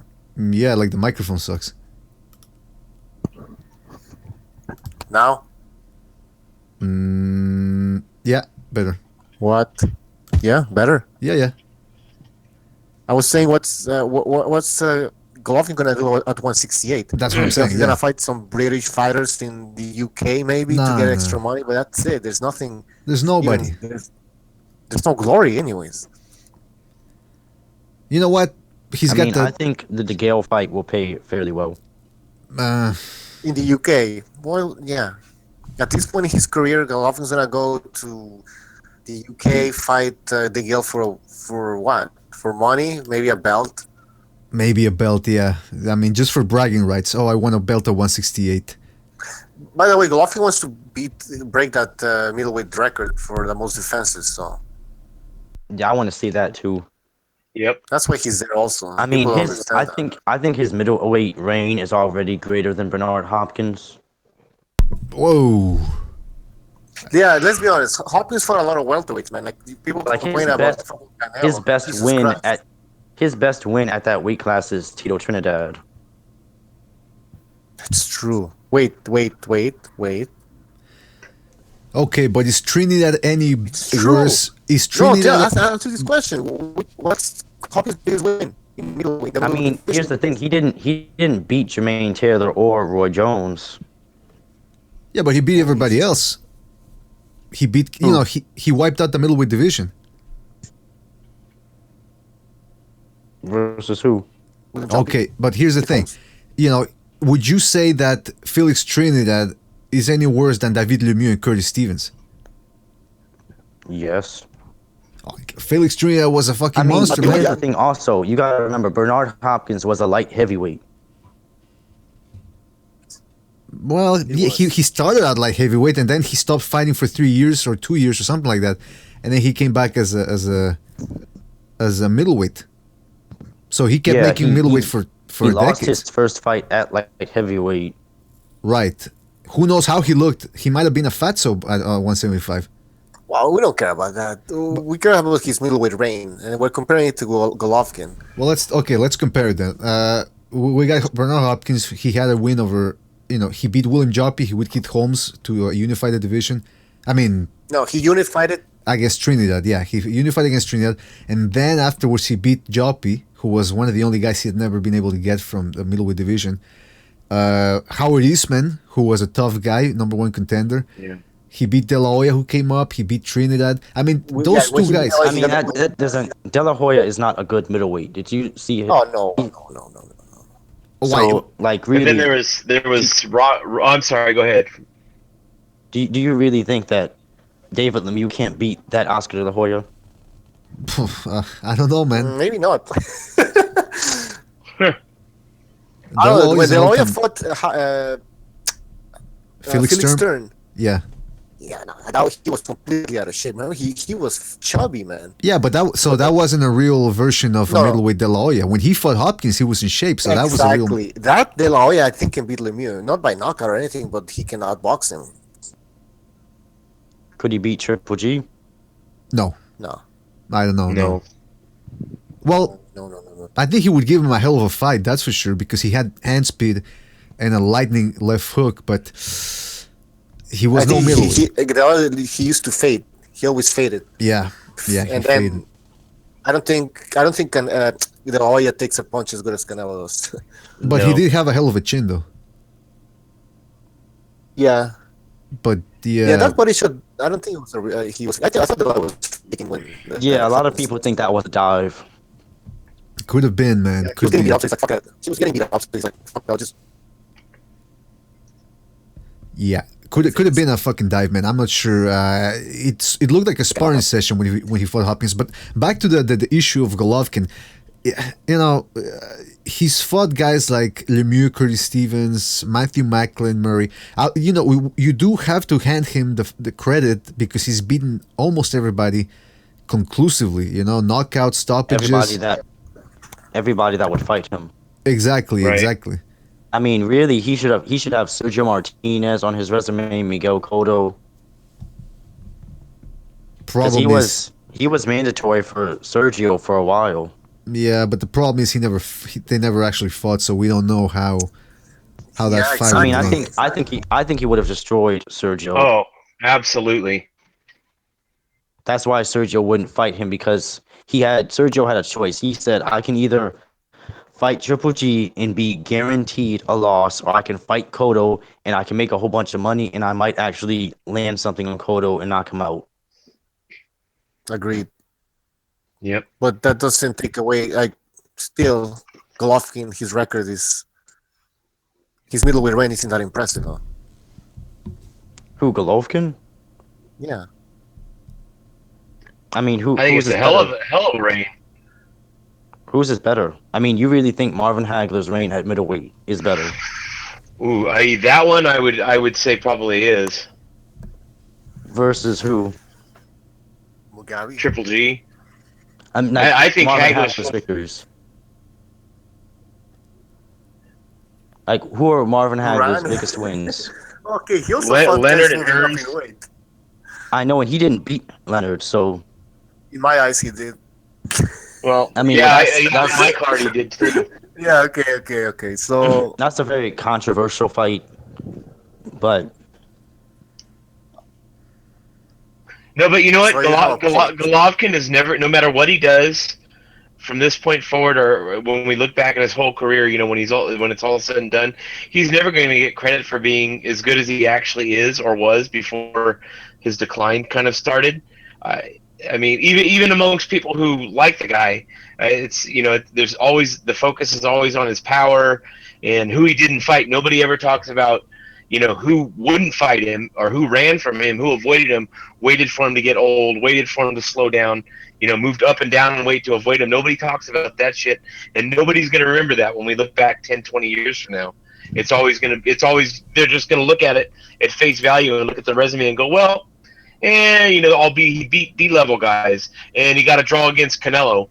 And I mean my you're response right. to that is always like, who had a better reign? Like Marvin Hagler, his wins are Hearns and Duran. I think that's a tough one for me. I think Triple and then G 2 fights with Ham Show. Yeah, well, I think Golovkin has the more dominant reign, but I think right now I would still say Hagler has or had the better reign if it were to end today for both guys. But I think if Golovkin comes into the Canelo rematch and wins by knockout, or even by decision, but especially, you know, impressively by knockout, then I think people will give him a lot more credit than he's gotten at any point in time. Now, Hopkins' reign in at the middleweight division, I mean, his superstardom started when he was 36 years of age, right? Mm-hmm. And he broke the record when he was 40. I forgot. 40. 40? Yeah. And so that was 20 fights, right? Yeah. Okay, and Golovkin is at how many fights away from 8? He's at 18 defenses, I believe, no?